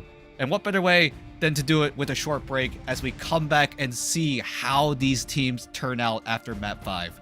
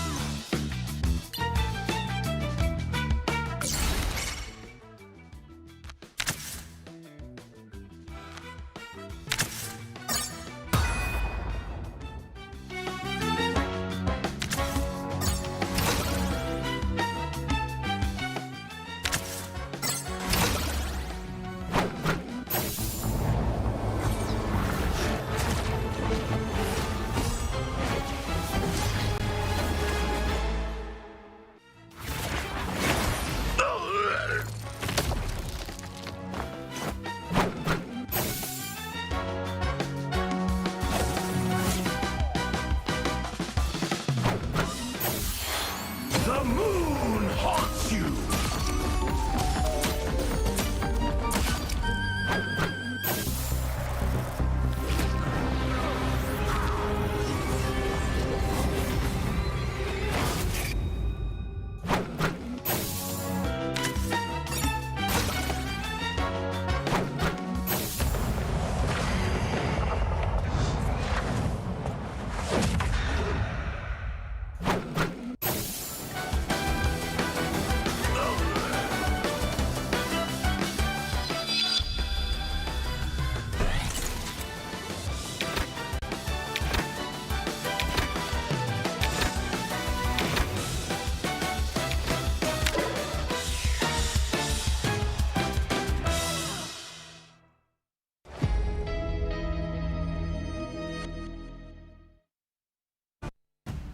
one more map. All the way again for the chance to maybe go to grand finals. It's going to be one of these teams, I can guarantee you that. Which team it is, I could not even begin to predict it anymore, Dan. I mean, Reject are just sitting pretty, watching this entire series go down. They're getting a lot of information. Either Pirates go into the grand final or Zero Tenacity. There's a lot of tape on them, and Reject are going to have a lot of time to, at the very least, get an idea on what both of these teams are bringing to the table, because we're going all the way to map number 5. You're going to have to go deep into your playbook. Do Pirates want to whip out something crazy here? Or do they want to save it and maybe risk losing out in that grand final matchup? Because, quite frankly, Zero Tenacity also are going to think the same thing. Do you want to pull out everything in your strat book right now and show Reject that they have that plan at their disposal? Well, only time will tell, because in map number 5, the map pick goes into Zero Tenacity's favor again. What map do we go for? Because right now, the only 2 game modes we have currently is Domination and Convergence. Yeah, and I have a feeling that if you're Zero Tenacity, you may want to opt for a domination match. I think even with the wins that we saw back in Shin Shibuya, it was still the most confident look that we'd seen from ZT's side. I imagine that's where they have to go next. We don't know what map it's going to be until production shows us, so it'll be a surprise for everybody. That being said, though, I think with the banned drafts, maybe the Elsa stocks have gone up a little bit more for Vital, but I think it's still that I don't know. a little bit by like 1 or 2 points, man, like 1 or 2. Just a little bit, but it's just like... it's not a monstrous lead, but just a tiny bit. It helped out a lot in that final stretch. It's true. Vital did get 1 or 2 pretty good Elsa ultimates at the very least, but they were just zoning. They weren't really used to get eliminations. They were just really used to force That's still use. Zero Tenacity away. Yeah, that's still value. Don't get me wrong, but it just feels like Vital could do so much more, because keep in mind, we're on the Season 7.0 patch. We're not on 7.5 yet, That's so true. those Elsa nerfs have not come through, and I hate to say it, but seeing Vital on the Elsa makes it feel like I'm on 7.5. Ooh, ouch. You know what? That's fair. I understand. I don't know if we're going to see Elsa again for Game 5. I'm hoping, despite how good Contemplation was for them, maybe it's the Phoenix return again. I've been praying for that since the few times we did see it. But regardless of what Vital plays, that first reserve from Pirates could make or break this matchup. I mean, I know usually at the first half of band draft, it's usually the same thing, yeah, over and over again throughout the entire series. But right here, I think they need to do something different. They have to. do, man. Pirates, I don't think you need to save the Elsa here. I don't think Zero Tenacity really care about it too much, because they've shown that they can handle that Elsa time and time again. Even if Zero Tenacity lose out on those maps, they're able to neutralize that Elsa every single time. And if Pirates are committing resources onto the Elsa and are still getting away with wins, how does that feel for Zero Tenacity? You still feel like, hey, we can still deal with this Elsa Bloodstone. We don't really have to ban it. I mean, they're right. But after that, Hell's Heaven. what's next? Because right now we go into Hell's Heaven. This is a good Elsa map. Do you want to take it away? Or do you just let it slide? But really, it's onto the Pirates, right? The big question is, what are we doing with the Elsa? Are we using it or are we not? Because Pirates need to figure that out right here, right now. That's the big question, man. Hell's Heaven's going to be a bit of an unknown factor for both these teams. Krakoa and Celestial Husk were the ones that have been played so far, for the most part, in playoffs, but Hell's Heaven's very snowball heavy, can benefit the Elsa a lot, I'll give you that, but, you know, it's also Vital's Elsa. Can't say I've been the biggest hoping factor on that so far.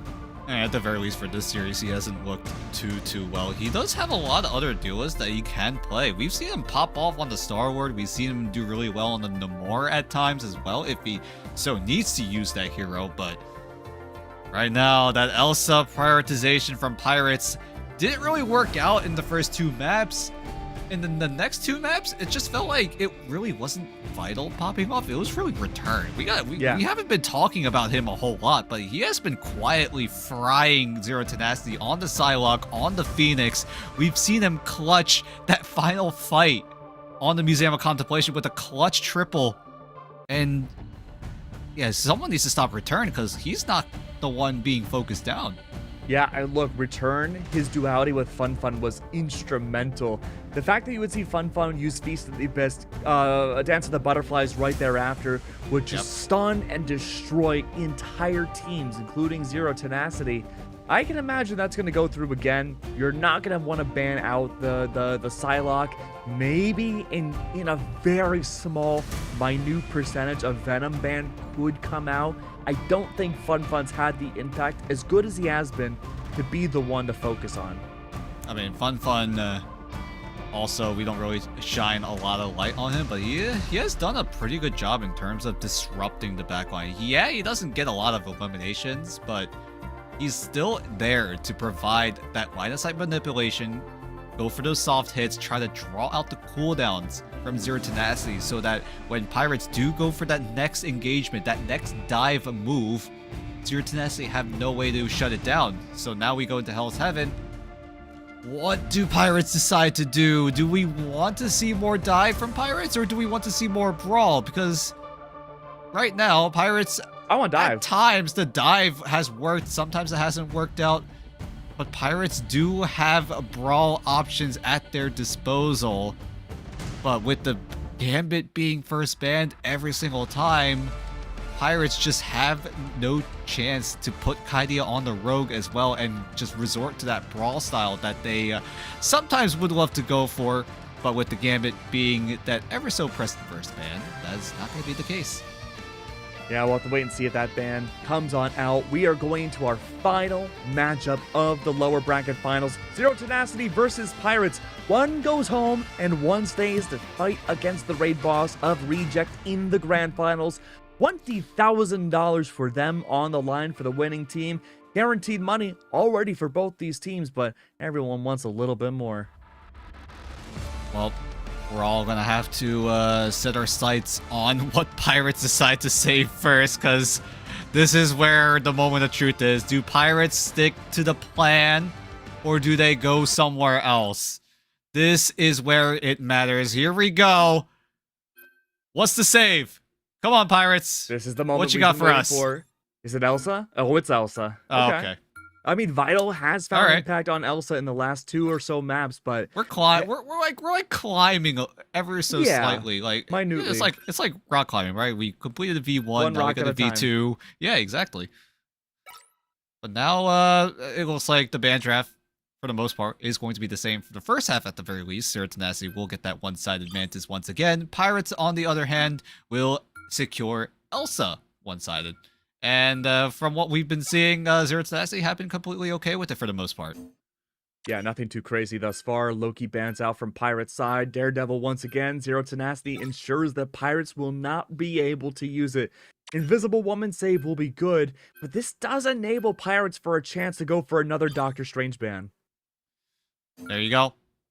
As soon as you said it, it comes into existence. This, I believe it's pretty much the exact same band draft. Yeah, this is looking like we're fine with that band draft. Let's run it back. Zero Tenacity are looking to take a different approach at the very White least. Fox. We'll use the final ban to Hero. shut down Hoodie Oh, on the really? White I'm not Fox. judging. If you remember way back at the beginning of preseason, we did see Hoodie pop off and get nearly I think almost a penta on White Fox on Hell's Heaven. So Yeah. maybe they're thinking glimpses of that maybe, but even then, since then, Hoodie's mechanical has just gotten so much stronger on this hero. But we won't see it. Hoodie is so good mechanically. I remember seeing him back when he subbed in on the Genji roster, at least in stage 2 of Ignite Asia. And my god, I still remember his Adam Warlock performance on Arako. Yeah, they lost out on that map, but my goodness. The aim on this guy and the awareness to go for those off-angle hits was just absolutely insane to see. And Hoodie gonna go for the Invisible Woman, doesn't have access to the White Fox. I would assume that he would have wanted to go for that over the Invisible Woman, but Invisible Woman at the very least is available. I believe Zero Tenacity did ban that hero out in the last map, so they're gonna make a minor adjustments to the ban draft. But Pirates so far, ever since taking away Soko's Doctor Strange, Pirates have been getting the upper hand, at least in the late game. They have been. Fun's going to go for early portal. Very snowball heavy map. You need to get as many advantages getting the displacement as you possibly can. But to your point though, Soko no longer on the Magnetos, opting to go for the Van Pool instead. We saw Soko game 1 on the last domination get 0 KOs against them, 0 deaths, and that helped out so much for the team. Pirates are looking to spread out now, fanning away. They use the Doctor Strange portal to put themselves in an advantageous angle, forcing themselves into Zero Tenacity's territory, but Wendy is able to kick them right back out with a pick onto Kaidia. Very strong start here, Marvel. Close to being lost out on that early KO. Not quite the case though. Soko much more active in the server this time around. Double KO to begin things off. That's what you want to see. And it could have been possibly a third. Jerry wipes out more Pirates. Perfect bubble coming in from Soko to cut off the healing from the backline of Pirates. Hoodie was outside of that bubble, so he was not able to patty cake Aztec and return, so they both go down, and that is a convincing first fight win for Zero Tenacity. And that was the portal investment too. Fun and company, they got early onto the site, and even then, isolated out by the hands of Soko specifically was so strong. I mean, at the very least, the portal will come back in time if they need it in an overtime touch scenario. As Fun moves on forward, Soko overextends a little bit. But at the very least, Zero Tenacity could try to zone away Pirates with a good Rage of Ultron, as Pirates are closing in on their own ultimates. Xy's close to getting Dance of the Butterfly as well. They want to take a page out of the Return book. Return, though, not on Psylocke. Instead, also on Ultron. Damage amps pumping in directly into Kaidia and Vital is going to help out a lot. Barry does bring out that Rage of Ultron. Does not find the impact necessary, but does hold back Pirates from pushing up. I mean, that's exactly what Zero Tenacity wanted. Force Pirates away from making any aggressive moves so that Zero Tenacity can stack up their ultimates on their end. And look what it's done for them. Exy now having the Dance of the Butterfly. Baser and Wendy have strategist ultimates. Marvel even there as that third safety net available for Zero Tenacity. And they should be able to, at the very least, survive the initial barrage of ultimates that Pirates are setting up. Let's see, though. Invisible Boundary is out, and that'll be the beginning. Fun. Agamotto on the wayside, Return as well, but the Banhammer will come out first, and Invisible Boundary, all you have to do is wait that out now of your Pirates, and you have a barrage. So many missiles of ultimates that you could use at your disposal. But that's Return gone. No Rage of Ultron for just a few moments. Large rocks and Fate of both worlds. More damage amp that we could see. But a Soul Resurgence of Return should nullify anything that Vital has to offer with that giant monster. Dance of the Butterflies. It's Hoodie once again, and still retaining control. We're in overtime with Return using Rage of Ultron to try to clear some kind of space. It's not looking likely. Yeah, we're gonna have to see if Fun does have access to the portal. No, he's staying on the site, so him going down means that Pirates have to pick up the pieces, but they're not able to get themselves in. Zero Tenacity off a great ultimate barrage are able to force Pirates off the site and are able to hold them at bay. Zero Tenacity will complete the shutout in round 1. I mean, it's a complete guess from my book, but it feels like a lot of Zero Tenacity's comms are macro-wide, figuring out how they're going to coordinate their ultimates, and it's making a big difference. The fact, again, that you highlighted, Barry would bring out Rage of Ultron early, dissipate a lot of Pirates from pushing in, allow the rest of ZT to rack up their ultimates, and have a barrage like Baser and Exy getting Dance of the Butterflies proved pivotal in that final fight to prevent Pirates from ever even getting a single cap. But can Zero Tenacity do it again? They need the one last more chance. round before they punch their ticket into the grand final. Whereas Pirates, they had their chance, but unfortunately, their ult dump just did not proved to be valuable. Zero Tenacity just played that to absolute perfection, using ultimates to stall out Pirates' moves, their plans at the very least, to give Zero Tenacity the room that they need in order to get those ultimates online and ready to go. But right now, as we head into this first fight, it's going to be pretty much neutral until Marvel and Jerry changes things. Look at this reversal, though. Pirates have switched around their duelists. Return now on the Phoenix and Vitals on the Psylocke for extra momentum. This could be the turnaround necessary. Could be. Missionary opens up. Jerry and Marvel have their ultimates. Jerry kicks things off. No response on the side of Pirates, which means Kaidia going down. That domino effect is going to go into Zero Tenacity's favor in terms of eliminations. Ultron shows his range. It doesn't help with the KO, though. Bizar's there to remove Fun early on. That's going to be a strong start. And ZT are building up their ult economy. My God. Into the spawn.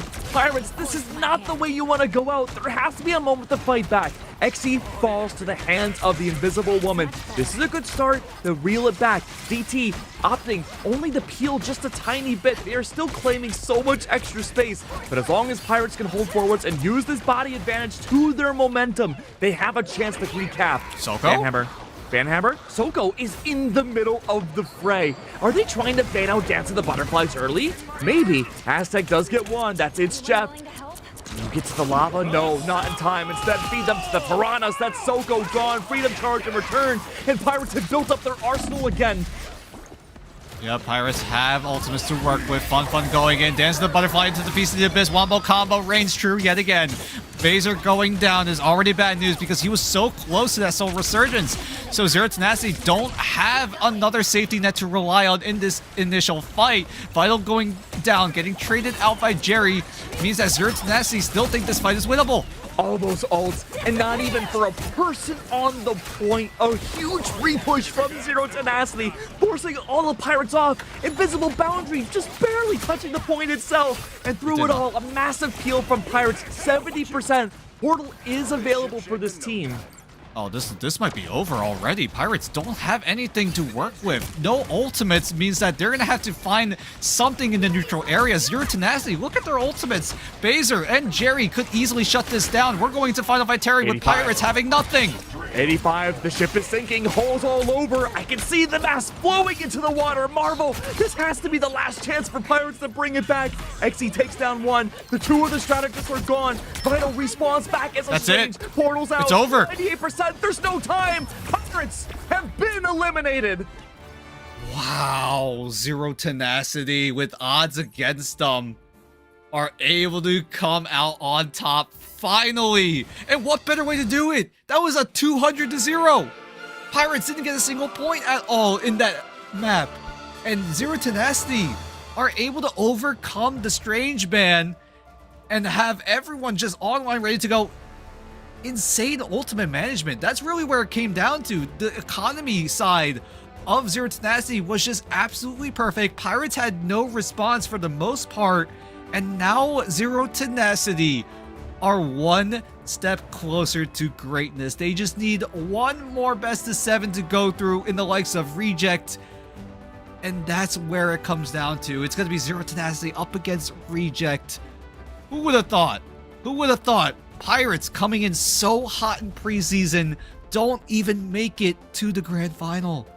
Pirates were the team that everybody in the world were watching going into these playoffs. A team that had a flawless, no map lost run to make it to grand finals of MRC Season 6 for a chance to qualify for Ignite preseason. They do so in spades, have a flawless group stage, and a strong start going into playoffs. They meet their match in the upper bracket with Reject, fall to the lowers, and then lose it out to Zero Tenacity, the ultimate wild card of Asia.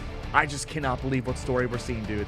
I mean, that's there were questions coming into preseason as a whole, right? Zero Tenacity, how is this roster going to do well? Because if you're running this kind of international roster, it really depends. Either you pop off as a team or you don't. There hasn't really been that much in between. And I'm just glad Zero Tenacity are going towards the former of popping off, and now they are guaranteed second place. So they came out as the second best team in Asia out of groups, and now they're looking to at least be the second best team in Asia in playoffs. but with a revitalized Reject waiting at the throne means that things are going to be difficult for Zero Tenacity because Reject looked to be next level in their glow up. We pushed all the way through. I'm at a loss for words, man. Just the fact that I think everybody expected Pirates to be at least in the Grand Championship slot, if not winning it all. The fact, again, that it was swept out from under their feet. They looked great in the process, but unfortunately, Zero Tenacity just looked a little bit better, man. I mean, it took them a little while to figure out how they wanted to approach the ban draft, right? With Pirates taking away the Doctor Strange from Zero Tenacity, it proved to be valuable, at least in maps 3 and 4, when they wanted to go for those touches for overtime. They just couldn't get there in time. But then in map 5, I think Zero Tenacity just realized, hey, we need to win the first fight, get the capture point as soon as possible, and hold it on to dear life, because as soon as they lose it and they give Pirates the momentum, Zero Tenacity can't get back. It's There's true. no There was portal, so little no way. momentum. They have to walk through main. And if Pirates were able to get that first cap, there was a world where Pirates could have just taken over Zero Tenacity. Yeah, but that was not the world we lived in, man. I thought maybe for sure you had the Doctor Strange ban against Soko. You're somewhat nerfing him. Soko swapping over away from the Magneto and getting more active in the server was something that I wasn't expecting to see, but his fan pool was nasty, dude. A lot of these replays that I'm looking at right now, they show him leading the charge, having those ban hammers underway, and he was helping out the rest of these duelists make that extra jump over to counter out Vital in return. I mean, that's one of his best Vanguards. If he doesn't get access to the Strange, if the team doesn't want him on the Strange, he could easily play the Vanguard Deadpool. We've seen him do really well in the Magneto as well, but it's really been the Deadpool that Soko has been popping off on as his secondary hero, and I am getting word that we are getting an interview. Ooh. And it will be none other than Baser himself. We talked to them before, and now we get to talk to them again. So Baser, oh my god, how are you feeling? Because that was insane of a best of 5. I'm feeling incredible right now. I mean, almost got reverse swept, so we were a little nervous, but I believed the whole entire time we had it. We came in with full confidence and just fully ready, so yeah. Well, talk to us about those nerves. What is that like when you're in such a high octane environment? It's a position that most people in this world will never be in. How do you stay calm, cool, and collected, and eventually win it out? I mean, honestly, just kind of a go next mentality. Obviously, the map ends, you have no control over what happened. All you can do is look at what happened, talk about it, and move on and put it into play in the next map. And that's all we kept doing. And over time, we slowly figured out what we needed to fix and what needed to happen, and able to close it out on the 5th map. So very easy. That's very nice, but I gotta talk to you, right? Pirates started to ban out that Doctor Strange in maps 3 and 4 and 5 as well. How are you guys able to navigate that? Because that hasn't happened to you yet in playoffs, to my memory at the very least. Yeah, it's not a very common ban against us. I think it'll probably see more popularity after this matchup, of course. But I feel like that honestly wasn't really the problem. It was more of recognizing what their win condition was, and we figured it out on the last map. So yeah, that was that. Because Soko, like I said, has the Deadpool, and we're not afraid to pull it out. So yeah. Yeah, I mean, it worked well in spades. We saw the Magneto for a while. It looked good, but, we saw a lot of extra value from the Van Pool when it came to that final match. Talk to us about the comms, because we noticed that the ult synergy between you and Pirates was vastly different for the majority of this series. You guys would use them in tandem. You would combo them very well, and that did exist for Pirates, but not nearly at the same frequency. Was the majority of the comms based on ultimates, or was it just like general fundamentals? Yeah, majority of it is like fight planning, calming our ults. Pirates, they just kind of all spammed Q at the same time and hoped they'd win the game. So, but for us, we're a little bit more methodical, and you saw like how dominant it was in map 1 and 2. But then if you look back at 3 and 4, all the fights came down to 6 ults being pressed at the same time and us ending up losing. But we flipped it around on the 5th map and played an actual proper game, and we stomped them. So yeah. Yeah, there you go. And this is my final question. I don't know if Keg has anything more No, to you're say, good, dude. but you're going up against Reject. Are you guys ready? Yeah, I think we're riding this high. We're prepared, and yeah, we're excited. Gonna take first for sure. I'm feeling it. You guys gonna see me in another hour or two, whenever that is. Another hour or two. You know what? I'm excited for it. Who knows? This might be our second interview with you tonight, or we might have a second interview with you tonight, I should say. We'll have to wait and see. Reject is a scary force. Do you have any words for Reject before we let you go?